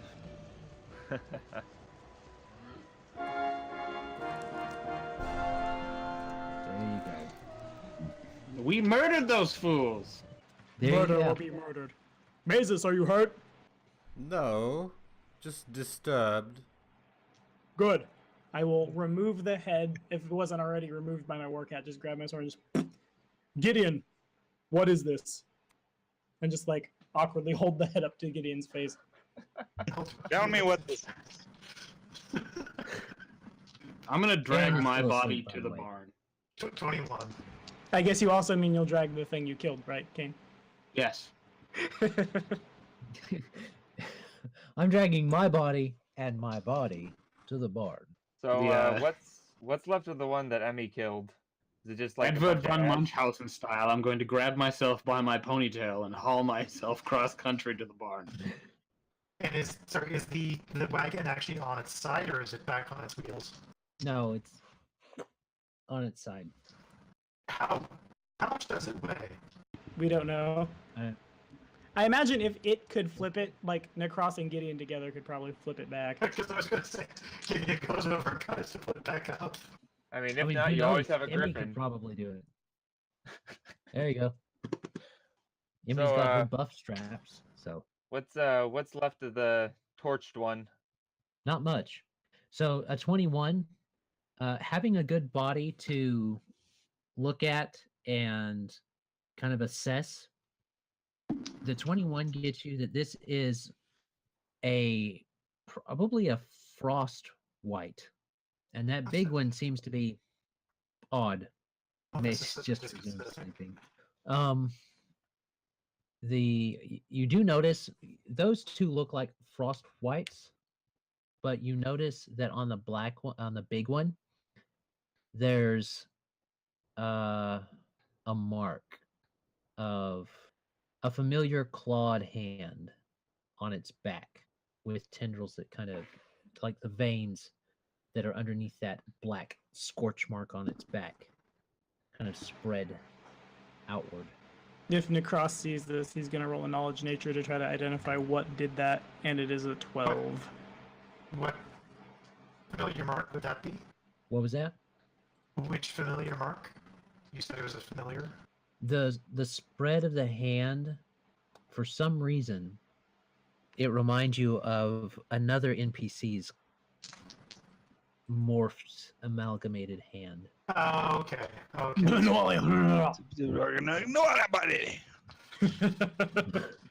This is- Nahkräs knows this is not natural. Obviously. Well then, we're certainly going to have to look into this. Because this is not good. So what's going on with Make the me a- farmer? Is he still, or the rancher? Is he still asleep? The rancher woke up when that thing started howling and stuff, and he was going over to get his boomstick, basically, and everything was done by the time he comes out in his long johns, his butt flaps open, got his boots on. It's alright, Ashley, we've had it handled. Emmy is awkwardly okay. averting her eyes, like trying to maintain eye contact and not look to the butt flaps. At the butt flap. Yeah, the butt flap. So, oh, all right. Oh, did you get them all? As far as we're aware, yes. I think so. Oh, I'm going back to bed. Yeah, you should probably take you and your onesie back inside. We'll do another check. All right. He turns around, scratches his butt as he walks back inside. Doesn't bother me, man. I know how pink lemonade was invented. Wait, how? Pink lemonade was invented when a clown at a traveling circus washed his red overalls in a vat of lemonade, thinking that it was water. Huh. And then The someone dye, the drink. the dye came out in the lemonade, and it dyed the lemonade pink, and they sold it, and it was so incredibly popular that they just kept doing it. You can really taste the clown junk.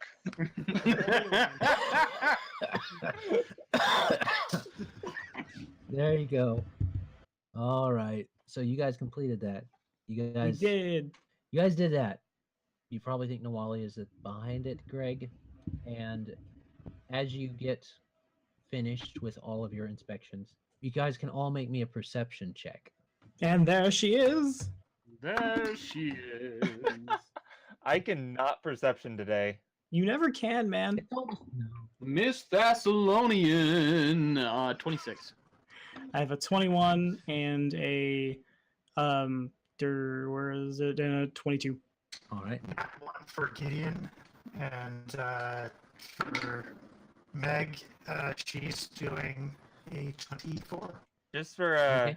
just for giggles, Luvy's probably gonna sniff around, see if she can't pick up anything. Just for giggles, Colin's gonna try that roll again. Spend that hero point.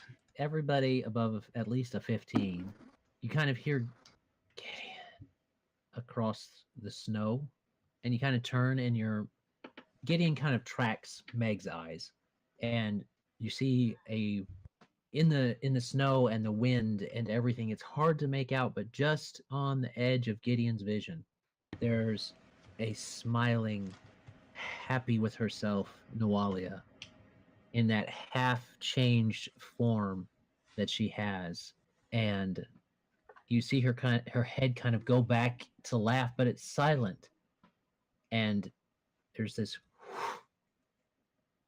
that happens. Does anybody hear something about fiddling? What? Nope. Well then, this bodes ill, and it's going to have to be included in my report. Indeed. We're getting close to time, so we're going to say that you guys eventually make it to Sandpoint. It takes all day tomorrow to make it because the snow had built up a foot at least, probably, well, I'm not going to convert that, a foot and a couple inches overnight, and it's still kind of snowing a little bit for the rest of the day as you're going, so going is slow, but you do eventually make it to Sandpoint. Yay! Home, kind of. Not All right. home enough. You guys, indeed. You guys all get there. You're shaking off the cold as you walk into the Rusty Dragon. Amiko smiles and beams at all of you, saying, "Oh, welcome back. We were wondering when you strangers were going to come back in here and wander about." Bing. Oh, there goes Tommy. He's dead. No goblin this time. Tommy is dead. No, Tommy. What? it's Nahkräs is just dead. Yeah, in we a even got rid of the goblin. He's like 10 feet from the front gate of Sandpoint, dead in a snowbank.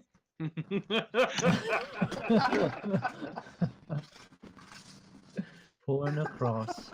Poor Nahkräs. The Nah, I'm sure he's side just of bringing up the closure. rear. So, this is the part where everybody decides what they're doing with their downtime. And you guys Oh. can fiddle with it later.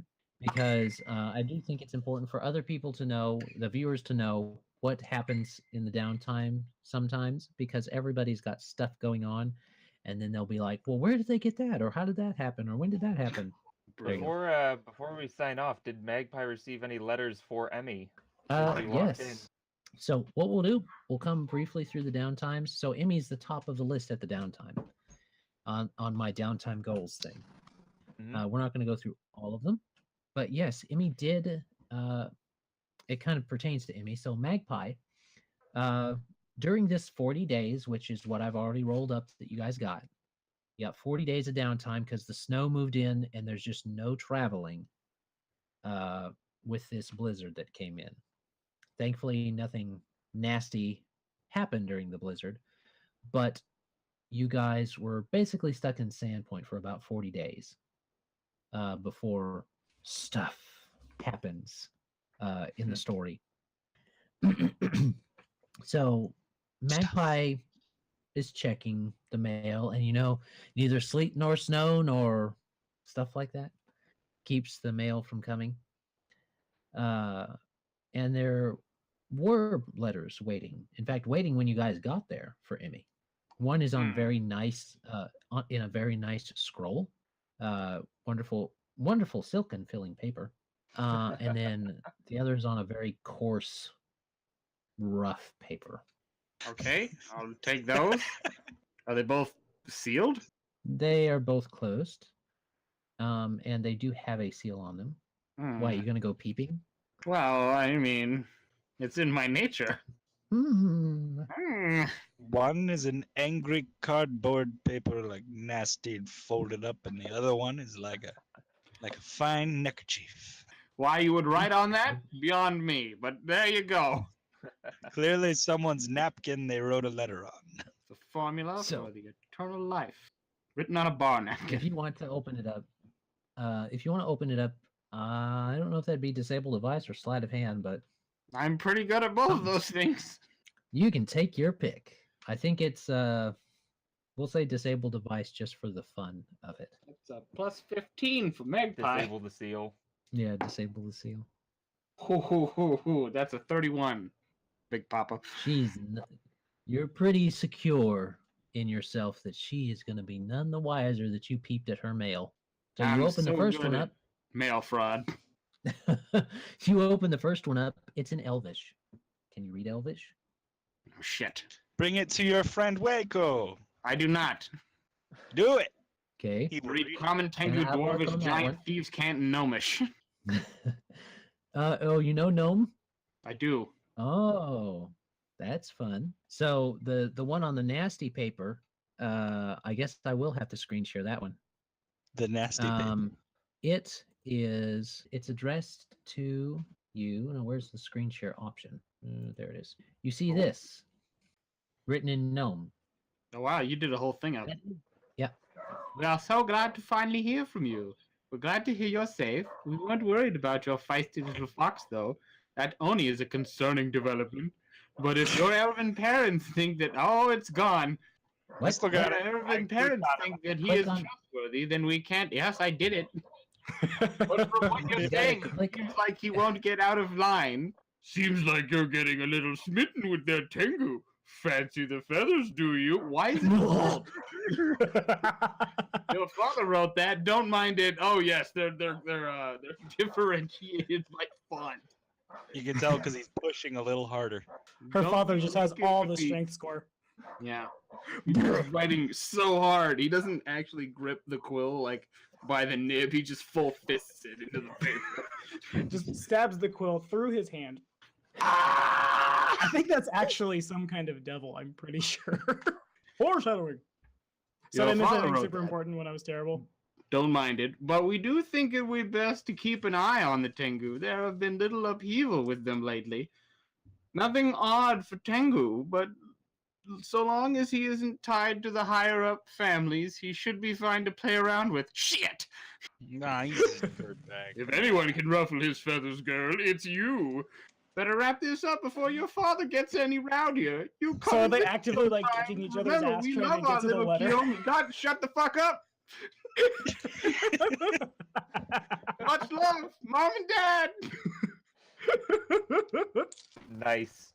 It didn't look Druish. Really? All right, so there you go. That's the one you could read. And Emmy still has no idea. Nope. No idea that he knows. Not a clue. So did I miss guys- anything important? No, we're doing downtime stuff so that the viewers will know what's happening during downtime. We made it Okay. to Sandpoint. We made it to Sandpoint. We went into the inn. That's Gotcha. about it. And Wayko or Magpie stole mail. I didn't steal With mail, I the just read it before federal I intended offense. using it. It's not, there's no federal government. They're gonna take you to Fantasy Gitmo.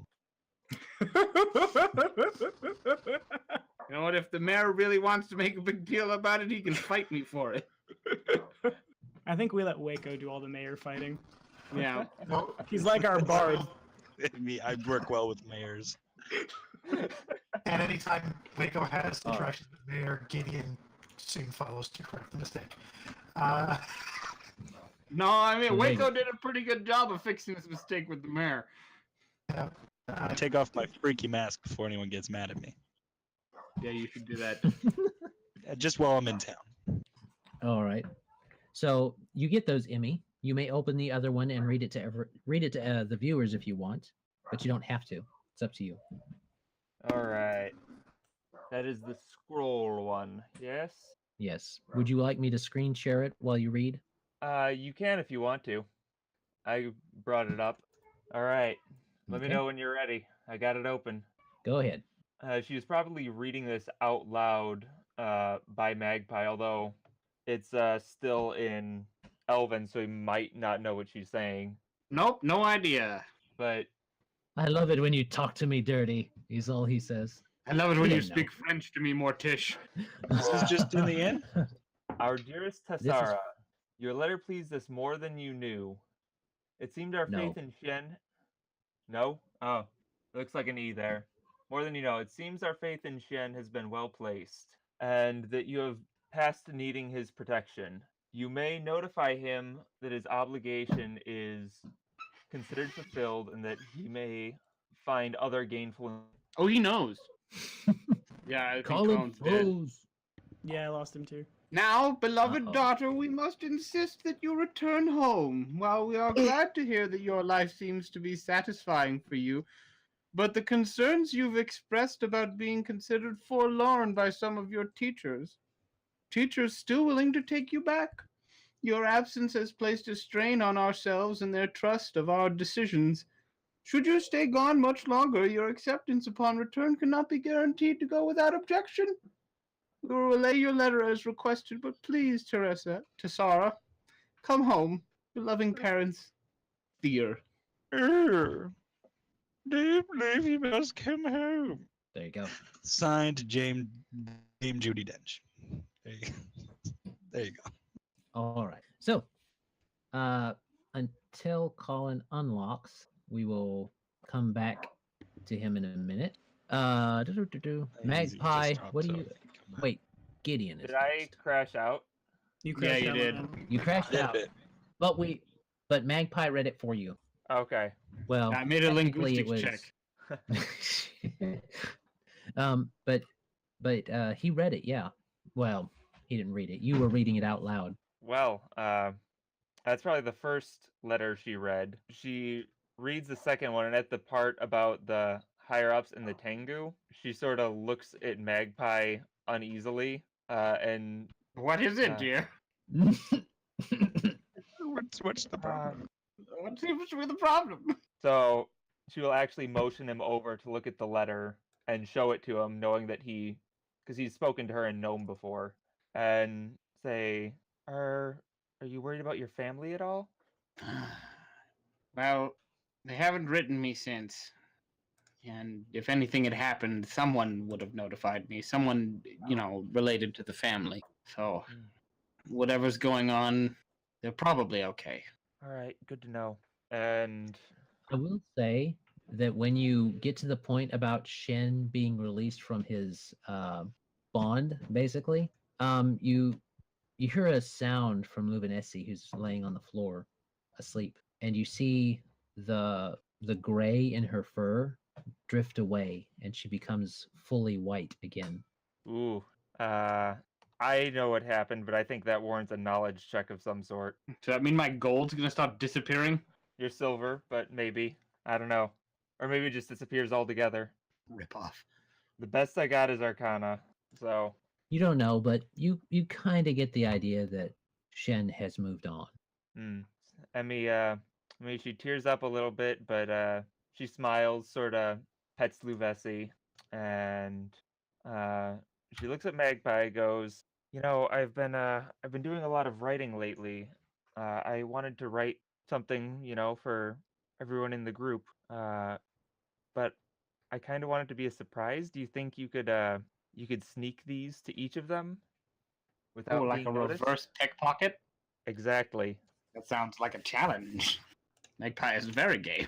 And she will hand him 1, 2, 3, 4 different poems To whom? Alrighty? to Magpie. Oh, she hands 4 poems to Magpie. There's one for Gideon, Mazus, Nahkräs, and Wayko. Noticeably, there is not one for Magpie yet. No, Paul? I'm not. I His little feel bad like heart is broken. we spend a lot of time together. I'm not super shocked. She's making you extra special. Did you say a sextra special one? No extra. Get your head out of the gutter, Kane. She's writing. She doesn't write. She doesn't write you a a classy one. She writes you like a dirty limerick. There once from a man from Nantucket. Oh boy. If Magpie says anything about there not being one for him, she'll just sort of smile and say, "In due time." Oh no, he doesn't say anything about it. He doesn't say anything. Nope. And she does not either. Magpie's not jealous. So there you go. Wayko is. This seems like a good time to transition over to another individual. So aside from that, I think that Emmy was going to help with enchanting and stuff like that if she needed to. You know, she was going to be practicing her magic spells, her new one with that scroll she has. Okay. You can make me those 3 challenge rolls, and we will see what happens. Magpie, why don't you go and try and reverse pickpocket those things into the respective individuals' pockets? Yeah, I was just making the sleight of hand rolls. 1, 2, and a bit of luck from Luvese. I'll take the higher of the next 2. 1, 2. And finally, Colin can roll well. Yes. Colin, 24, you 26, think you 22. may have finished it. I may have finished it. Oh boy. Oh boy. All This right. is probably happening while Magpie's out delivering the letters. Oh, this is happening over break, Okay, gotcha. but yes. What are those rolls, Magpie? What type So of sneak when Those are my- Magpie gets within 5 feet of me, I automatically detect him. Well, that's nice. However, these aren't stealth rolls. You know I'm there. These are sleight of hand rolls to put shit on you. Yeah, fair enough, I guess. What is that opposed by? I forget. Perception. Perception. Opposed by perception, No. Gideon feels nothing. as usual. It was a 7. You're robot-y again, Greg. Y'all need hard lines. You just gotta wire yourselves in. I don't Why? know. Why is this happening then? I don't know. I've got mine wired in.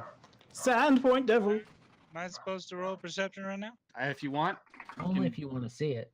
elect to fail it. It's up to you, man. Just take one. Can it feel fear? No, it cannot. It is a piece of paper. And it's Dang. amazing. In that case, I only got. Actually, I got 21 as well. Well, damn. Why did you write? Oh, What was 21? Was 21 the DC? Yeah, 21 is what I rolled to slip it onto your person without you noticing. Oh, okay. Ooh. Well, in that case, he won't contest it or anything. If you're gonna be sneaky about it, he's gonna let you. like, hey, Birdman, you. Let me buy you a drink.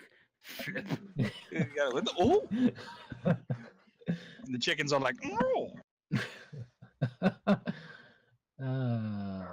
You don't want to know what Henryetta was thinking, but okay. Yes, we All do. right. Get that clucker yet. No, what was that? No. Yeah. Maybe off air, I'd tell you, but Just- no, Just not on chicken air. things. Just chicken thing. There you go. All right.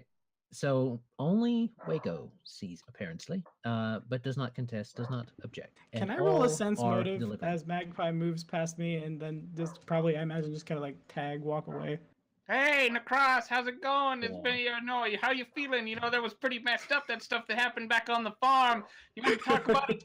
No, you don't want to talk about it? You don't want to share your feelings? Okay, that's okay with me. You want to get a drink sometime later at the here? I just, want to shake your hand. I want to make sure that, we have like a good camaraderie going. I'm just gonna, I'll give you a hug. The farm wasn't that messed up. Yeah, it was relatively tame considering the encounters we've been through. Anyway, the sense motive is a 13, Adam. No. Well, that might be opposed by his bluff check since he's. I'll role-playing. roll the bluff if I have to. I highly doubt it's going to be a low 13. 10 or better, 9 or better. This is 14 on the die. Damn it! There you go. Thank you, You're like- Magpie. I don't want to break your bird bones. It's okay. Just let the hug happen. It'll be one way. Just don't worry. I'll just tuck that right into your It'll be one way. into something. I don't know. Don't worry about it. As I get very uncomfortable, I will look down in the direction of my war cat and say something along the lines of like, "The cub wants to play," referring to Magpie. Gonna leave now before the cat gets any ideas. Bye. Okay. So those can now be in your inventories. I believe Colin can give you control. I don't know if Colin can give you control of those or not. I don't know if I can give But- control, but I No. do know that they are there. All right. So that one is in Greg's. And let me see. I'll do this while you guys are doing your things. So we'll go on to Gideon now. Sure. Gideon, what you doing? Training So- Meg, I know. Ross wanted to work on that. Yeah, so the first thing as we step into the inn after a long travel, I actually will pull out the small, I think it was a brass Oriental style dragon sculpture that I bought in the market Mhm. and present it Yep. as a thank you to Amiko. That's right off. Oh, thank you. You know, you can't always find these around. Well, I saw it in the market and thought for all the kindness you've shown us, and especially me in these past few little whiles, it was deserving. Well, she kind of Gideon is puts her hand awkward on as yours as she leans fuck. over. she puts her hand on yours and she's leaning on the counter and says, and holds it up. You really didn't have to do that. She plays with one of your fingers. That's a awesome. bunch of dudes pretending to be women. Welcome to Rise of the Runelords with the Interplanar Crossroads, where all the men are men, where the men are men, the women are men, and the little girls are FBI agents. Not me. I'm like this chicken man.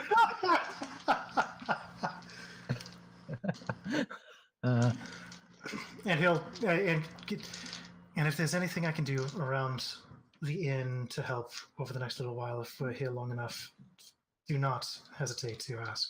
She kind of looks at you. Oh, anything. Ah, I'll be sure to let you know. Thank you. Mm-hmm. that's awesome. The awkward boy. Yeah, we'll say that Emmy's there for fun, and as Gideon turns to walk away, she sees Amiko go like this. Looking at your butt. Yeah, boom, boom. So after that, so yes, there's going to be the training of Meg, but there's going to be quite a bit of time spent at the blacksmiths. There is a very long list of things that he wants to craft over the next little while. He wants to finish the sword that he started working on, the plate armor he's been working on, as we like to lovingly call it here at the IOPC, the pimp cane for Mazus.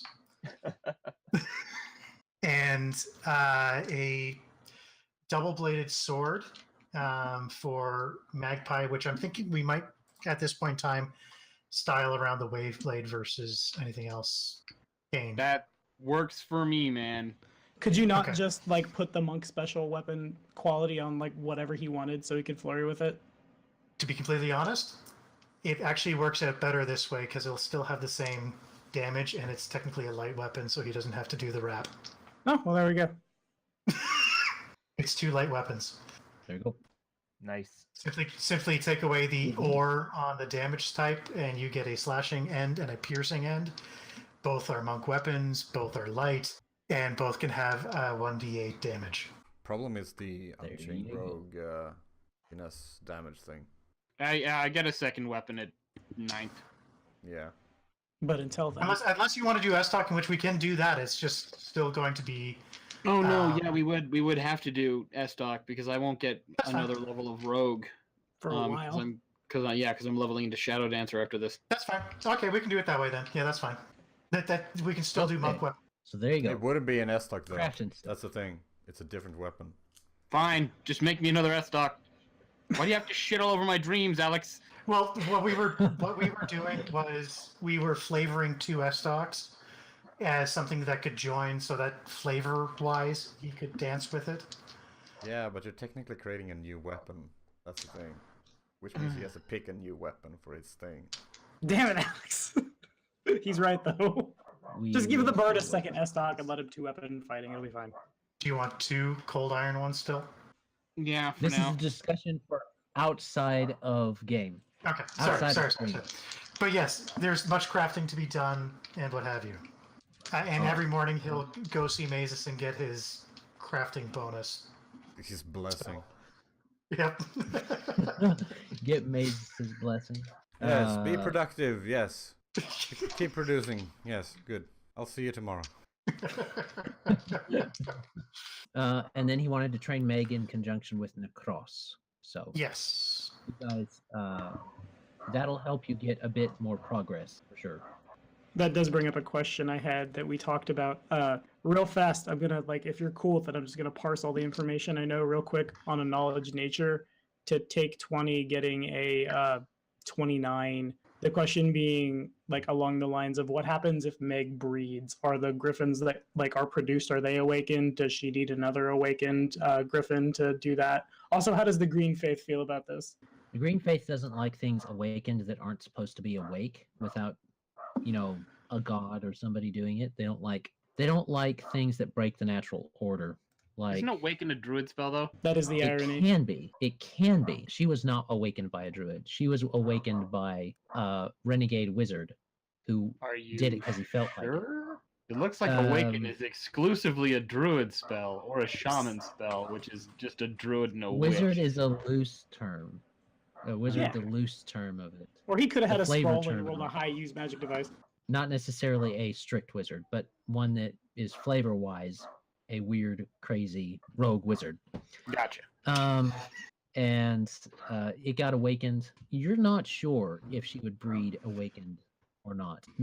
It's not been something that, no one's awakened one and left one unawakened and then bred them and then did that over and over again to try and figure out. But you're not sure. Probably not, as it's a magical effect, and she's not a magical beast. So magical beasts don't usually breed true their non-magical beasts don't usually breed true their magical effects. Okay. Going into a whole scientific thing of, if you're gonna have that, then that. We got to talk zoology before Inherited Nahkräs has to have stuff. an awkward conversation with Gideon about how we need to get his squire spade so it doesn't screw up the natural order anymore. Yeah. You don't think that'd be necessary, but you never know. Okay. But getting it spayed would be just as bad, so. Yeah. A chastity belt then. Oh. An Everlast? For sure. All right. So, and we'll let you do rolls for your crafting. Go ahead and make me the rolls for your plate mail crafting, Gideon, so that we Sure, can how go many you ahead and want? see how that turns. 3 for your challenge. Enchanticity belt. I don't like your crazy gremlin grins you're getting when you're dropping that die there, man. So the first one was a 25. The second one's a 22. The third one is a 29. Thank God. I thought you were squashing frogs. You, after, over this 40 days, you toil and you work and you feel like, you finally wipe your brow and you look at your completed set of full plate armor that has some sort of strange thing happening with its breastplate that I will tell you out of game. Okay. And then we'll do any other rolls or that you want from me for the other crafting or no? Well, for time's sake, we're going to let you do those off screen so that we don't, because we're over time already. So let's get to Magpie. Did you have anything else you really wanted to do before we go to Mazus? So there's no, I don't have any letters. No. Did you send me a copy of the letter that you sent? No, I did not. We didn't get to it because you said we didn't have time. So I guess I'm spending money on crafting. I'm spending money on Greg, and then I guess I'm looking for someone to help teach me to shadow dance. Oh. Failing that, I guess I'm gonna spend some time with the dwarven boys and hopefully teach the one not to kill random animals. He's taking levels You in want to go vigilante. visiting?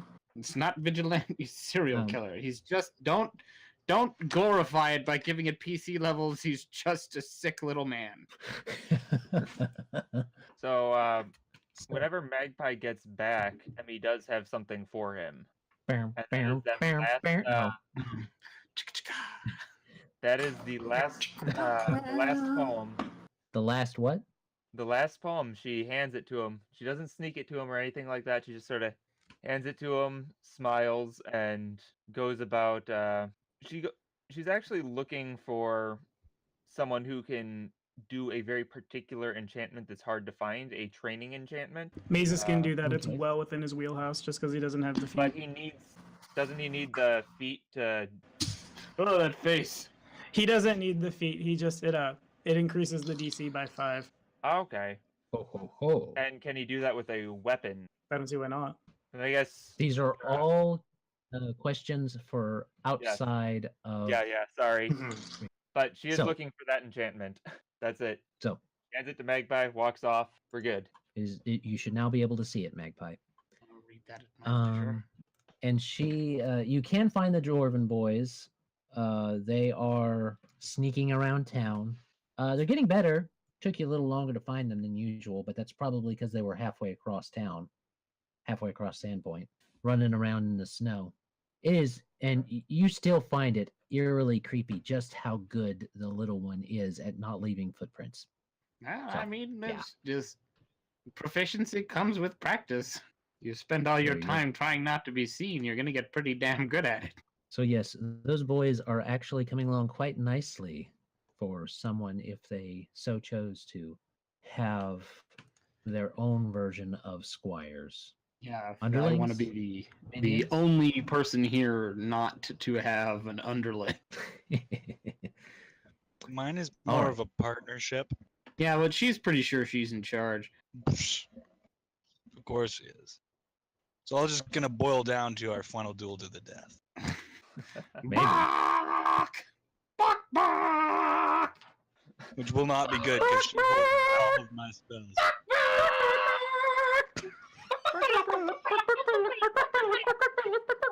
Keep going, damn it.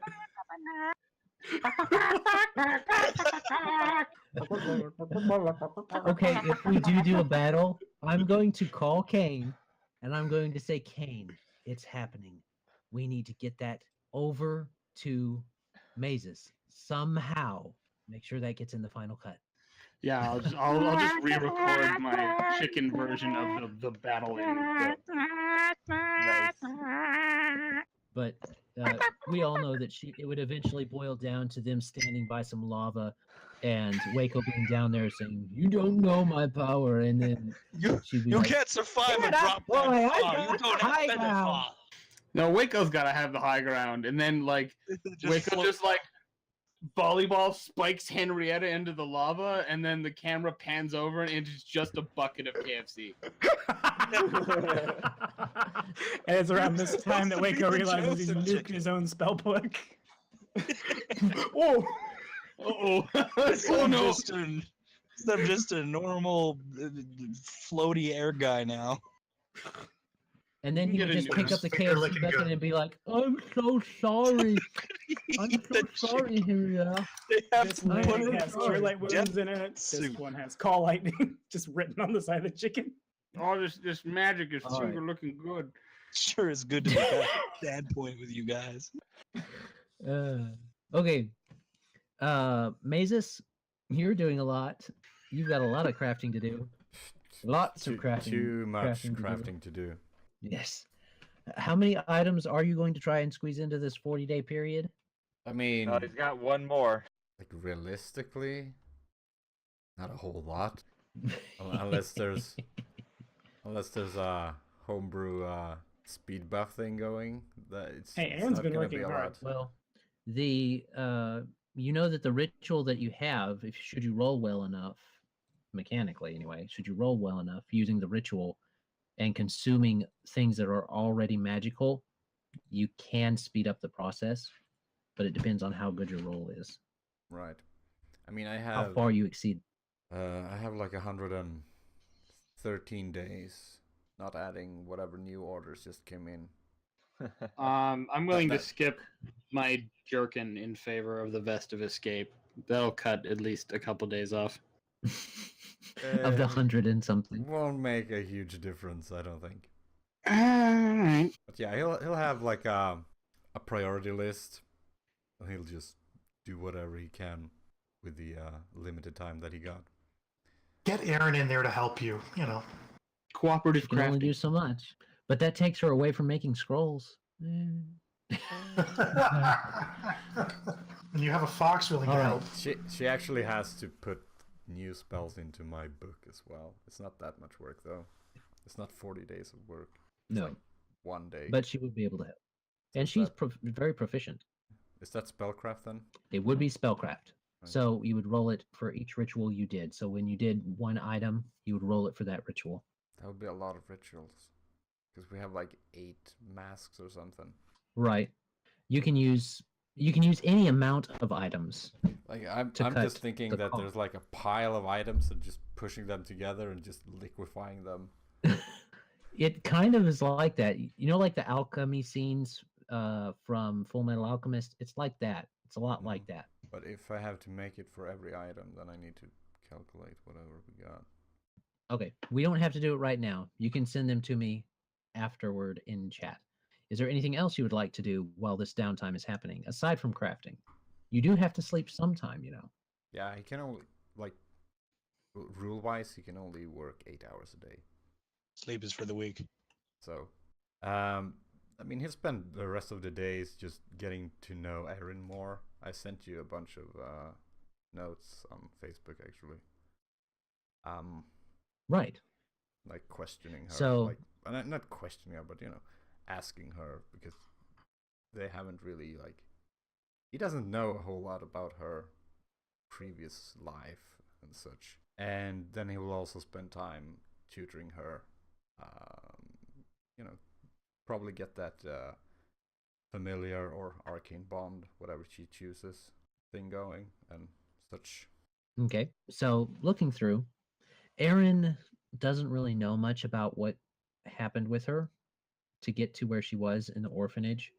All she knows is that she was wrapped up in a blanket and left on the doorstep of the orphanage, basically. Okay.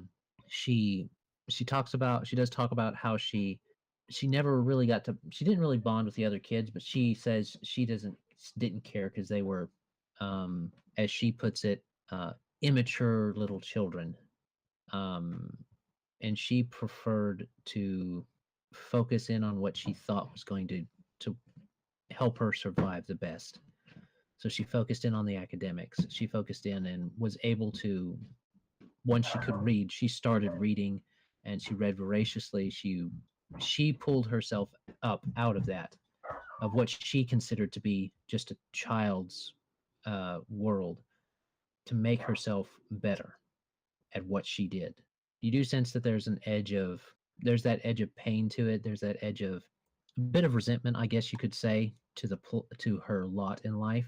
And she'll even say to your face that she understands that you just adopted her because she could do what you needed her to do, and she doesn't fault you for it.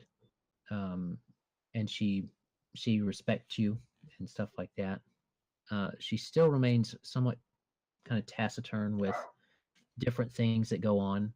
You can tell she's trying to put on a really good front for who she is, for this persona she's trying to have of mature, strong, able to take care of herself, doesn't need to have you watching her and helping her and stuff like that. But there is that underlining knowledge that you got of how excited she was to go out on the town in a nice dress or have fun with Titka and those things. So over this 40 days, you do get to kind of understand her a bit better. And as far as relationship wise, you guys are on a good par with each other by the end of that 40 days. You get to talk, you get to have that conversation with her. As far as her stuff that she's trying to figure out, she doesn't really know yet what she wants to specialize in. She's been studying pretty much everything, but she hasn't fully decided on what she wants to go into. And as such, has not made her final decision on a bond yet. She figures that when she makes her final decision on a bond, she'll make her final decision on what she wants to basically be. The familiar is better. Boo. That's arguably correct. Take it from the guy with the chicken in his hat. Familiars suck. The familiar is definitely better, so long as your familiar isn't an asshole.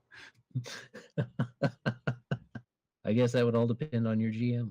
So, but she hasn't really made that decision, and she is open to input from other people, yourself or anyone else. I mean, she did get my cat that didn't want anymore. Yes, she still does have Baron. But he And is. he still he is tries to. He's an ex-alcoholic, so I don't know if you should empower I don't him. know if X is the right word. He still tries to sneak off downstairs while the rum's flowing and get sauced. That's a So smart she's cat. constantly tracking him down. He's a functional cataholic. It's a jerk cat. All cats are jerks. That's All the correct cats are way to RP.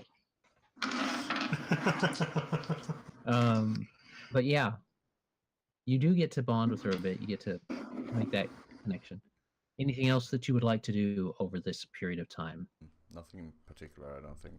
Not that I Okie can dokie. come up with. Wait. Okie dokie. Wayko has no idea what he's doing all the time. So No, he has he's a lot of enjoying fun. He's probably bugging you guys about various things that you're doing and being generally unhelpful as to whether or not he needs anything done. You know, and he's being Wayko. He's loving it. He's got a new mask. It's great. It causes him charisma damage, but I'm not going to bring it up until it's really bad. So Wayko's He went a from 12 to handful. 11, so he's still a little charming. He runs around, and you'll find him occasionally just watching you. You'll hear a behind you or something like that. He'll just be standing there watching you. I thought I heard a Smiling. ghost chicken. He's like, you mistake me for a scarecrow every now and then. I'm so stock still. Hello. Something like that. You like to go on adventures again? And otherwise, he's just going to be like tormenting as many townsfolk as he can. Because he still likes doing that. Not as much as he used to, but like, got to pass the time. Is that permanent Puts in his charisma fortune. damage, or is that temporary charisma damage? It's damage, so I believe it's temporary. I thought Drain is permanent. Damage is temporary. Right. So he'll get Still, it back. It eventually comes back. If He you're just to has to sleep detect for evil, 1 day to get it back. So his face is faintly evil. yeah, his face. You have an evil face. It's just the face that he wears on his face. That's Evil face. Yeah, the literal face he wears on his face. So yes, you successfully torment several of the townsfolk, casting misfortune on at least one person a day. I mean, Awesome. just to keep it. It's a lot of They're- fun when you do it. they're and you just dropping sit around pumpkins. and They're spilling barrels. The Well- wagon wheels are falling off. well, you especially like to do it to sit back in the corner and wait till Amiko's not watching, and then cast it on somebody who's carrying a drink and they're already drunk, and make them fall into someone else, and then the Yes. whole bar erupts in a bar fight. Yes. And And I'm just dropping confusion here, confusion there, until the constabulary busts in and Gideon's like, "What's going on here?" And I'm like, yeah. yeah, Gideon comes in, breaks it up, stuff like that. I just bail out the back. Go hide in the chicken coop. Gives you the stink eye. No, he gives you the dad eye. I'm not mad. Oh I'm just my disappointed.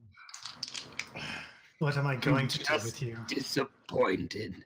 All You're right. so much better than this. Oh, it hurts. Oh, his I know. disapproval, it burns. I know I am. You haven't seen the best of me yet. Knowing that he thinks better of me than I think of myself. Ah! So, your 40 days goes fine. It goes swimmingly. Last person is Nahkräs on the downtime chart. Alright, so fun So question. Nahkräs, Here at the end, as Okay. we're already late on time, how far can a man travel in a day in the freezing countryside if he has woodland stride? How many roads must a man walk? the only down? reason you're not. Well, I mean, I could walk 500 miles, and then I might walk 500 more. You know, Just Just to To be that man man who walked who 1,000 miles. miles to fall down at your door. but it's really good when you do it with the right accent, because then you could go As I would walk 500 miles an hour. Just a bit of a man who walked 1,000 miles too far.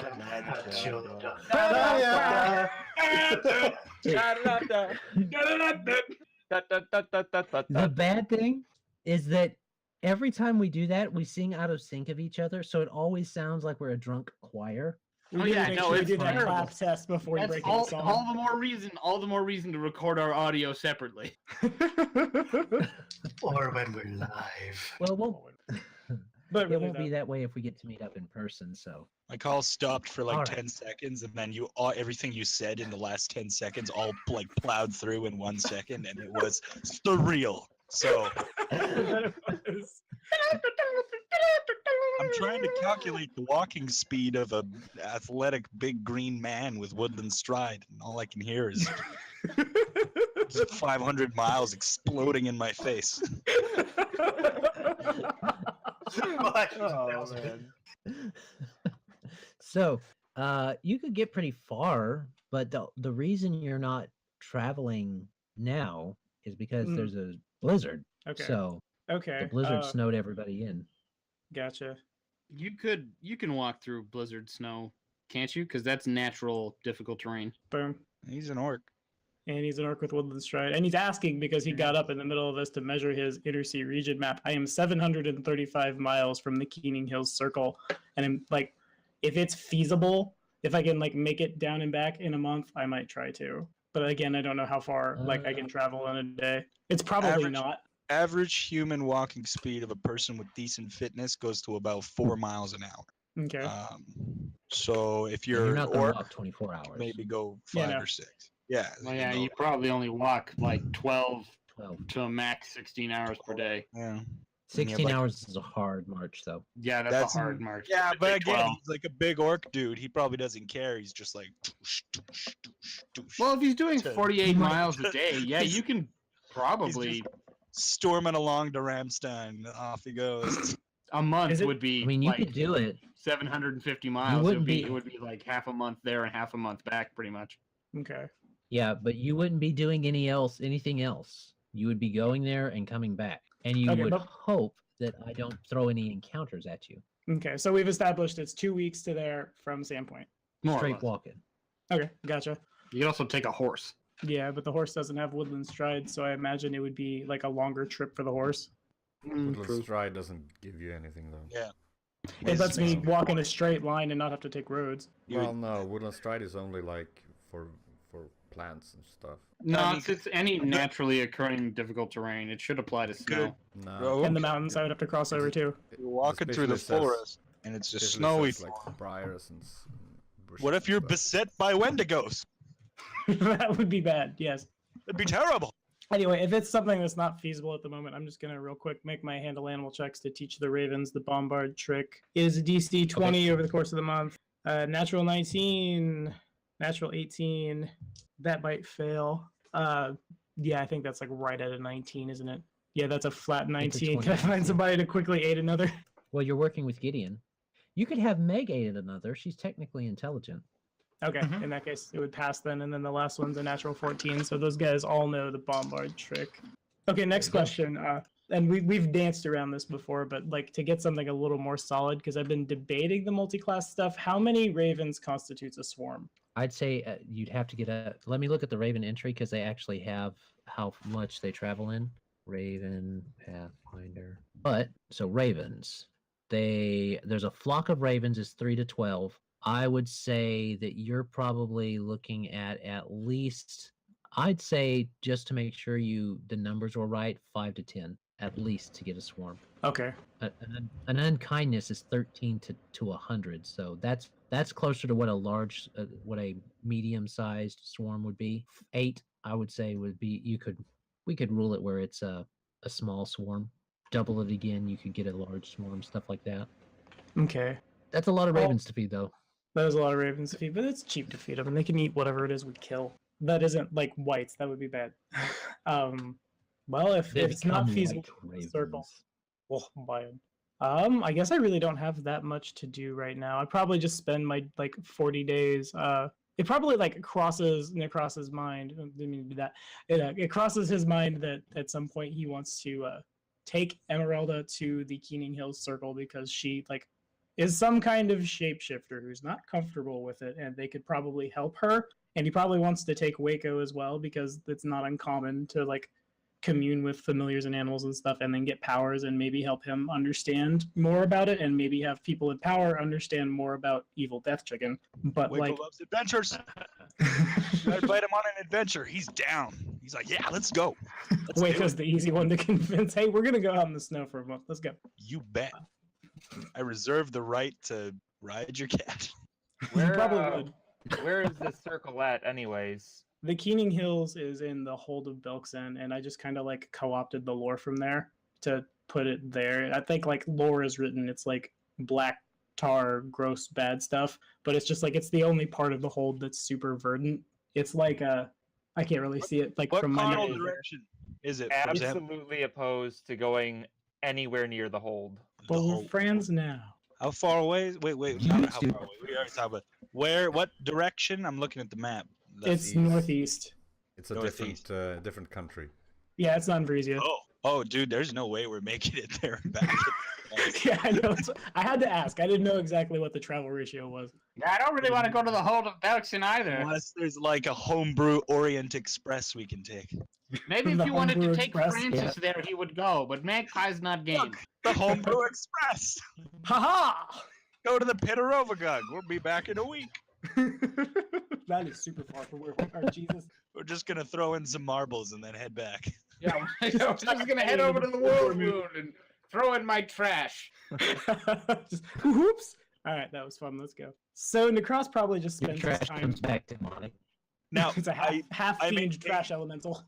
I maintain we could. I don't think we could make the journey, but if you want to go on a journey, regardless of destination, Waco's still on board, Okay. even if we don't make it. Nahkräs will spend his time helping Gideon with God, what was her name? With Meg, wandering the Meg the Griffin. Meg the Griffin, yeah. Wander the wilderness, hunt things, help local farmers understand how they can like ward off predators instead of killing them, and probably like if there are farmers that are a little too aggressive against nature, bring them like I'm not saying, oh, I'm gonna kill that dude, or not like that, but like bring them to justice as well and try to like that's kind of like what the Order of the Fang does with humanoids. Maybe I could excruciating deformation them on them. Maybe. Haha! I would rather you not being doing that. If We you do like not need that, Hemlock to be putting Wayko. chip back inside of your neck. Waco can help you do justice. Shalelu actually is interested in help occasionally. Who? She's a ranger for Standpoint. in that Shalelu. area. Oh, that elf. Yep. Yeah, the one that we talked to super briefly, who's supposed to be more important in this AP, but we just sort of brushed aside. Shalelu. That's y'all's fault. I didn't say it was your fault, Adam. I'm just saying that's what happened. Like skipping half the AP on Lost Clubs. Totally. Yeah. That's on all y'all. And these whites were me trying to give you back some XP you missed. But all that aside, I think that's everybody's downtime. We're overtime. We're about an hour overtime than we usually Yeah, we are. So, We actually started late, so We were having fun. real quick, Where? who, if anyone here, can help me with the shadow dancing? I mean, mean, technically, Oh, I can do that right now. dancing. You can help with the dancing part. There goes Malcolm. He's dancing in the background in the shadows.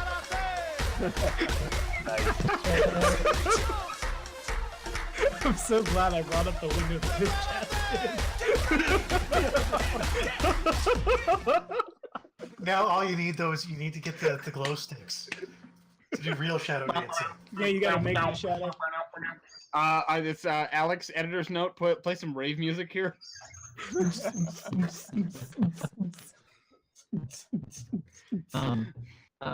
Not only can Emmy help you, help tutor you on the dancing part, but Emmy knows somebody in the traveling group that she used to travel around with that actually kind of stayed here a bit more with the theater that was opening up, the productions of the theater. Maybe there might be someone who has some skills in that group of Arisians. It might be worth looking into. Take a gander, take in a play, patronize the theater. That's the word. Yes, the theater. Let me see. Over this 40 days, there's one thing I actually want to end with. It's a bit of an odd thing, but that's all right. It is a good RP thing to kind of bring up something that's happened with with certain people in this game. Emmy, you are sitting in the Rusty Dragon, and as you are, the gnome, not the gnome, the halfling helper of Almico kind of tugs on your dress. Are you transformed or untransformed? You've been staying untransformed for. She is not transformed. So she's full fox. Full frontal fox, I guess. Right in the. There we go. I wish I hadn't said that. So she gets your attention, and she says, "I'm going upstairs. Might need some help." Sure. Can you take me to her? Is she like? Do I know she's specifically talking about Aaron? Yeah, she kind of motions up towards Aaron's room. Okay, so if that's the case, Emmy will walk up. Door open, not open. It's not open, but you can knock if you want to. You kind of hear somebody crying inside. Okay, Emmy will make sure to knock. Who is it? Aaron, it's me, Emmy. Well, Emmy, I was just trying on my dress again, and then it all happened, and I didn't know what to do. And you're thinking that's permission to open the door. Yeah, she will open the door. So you open the door and you kind of close it after yourself. And as you go in, you see that the back of her dress, where she was sitting, had some blood on it. And you think that this might be her first time. I can't hear it, but I can see you fucking laughing, Greg, and that is inappropriate. I tried to keep it in, but then Kane. You know, Emmy will, she'll go up. She will sort of press the digitation to clean off the dress a little bit. And she looks at you and she says, "I didn't have that spell. I didn't have it memorized today." And you know, she knows what's happening. It's not like she doesn't understand what's going on with her body, but you know, she thanks you for doing that, and you do get her calmed down. But this does bring up something. As this happens a little later in the 40 days, it occurs to Emmy that she hasn't cycled yet either. And that's where we'll end the session. Oh boy. That doesn't work. She's becoming a woman. I'm just going to, to preface this by saying I wasn't laughing at Aaron or anything dealing with Aaron. You were laughing at my face. What was about to come up and what was on Colin's face as all the guys pretending to be girls dealing with women's issues. Yeah, just like, the 13-year-old girl having her first period. That's not. That's not.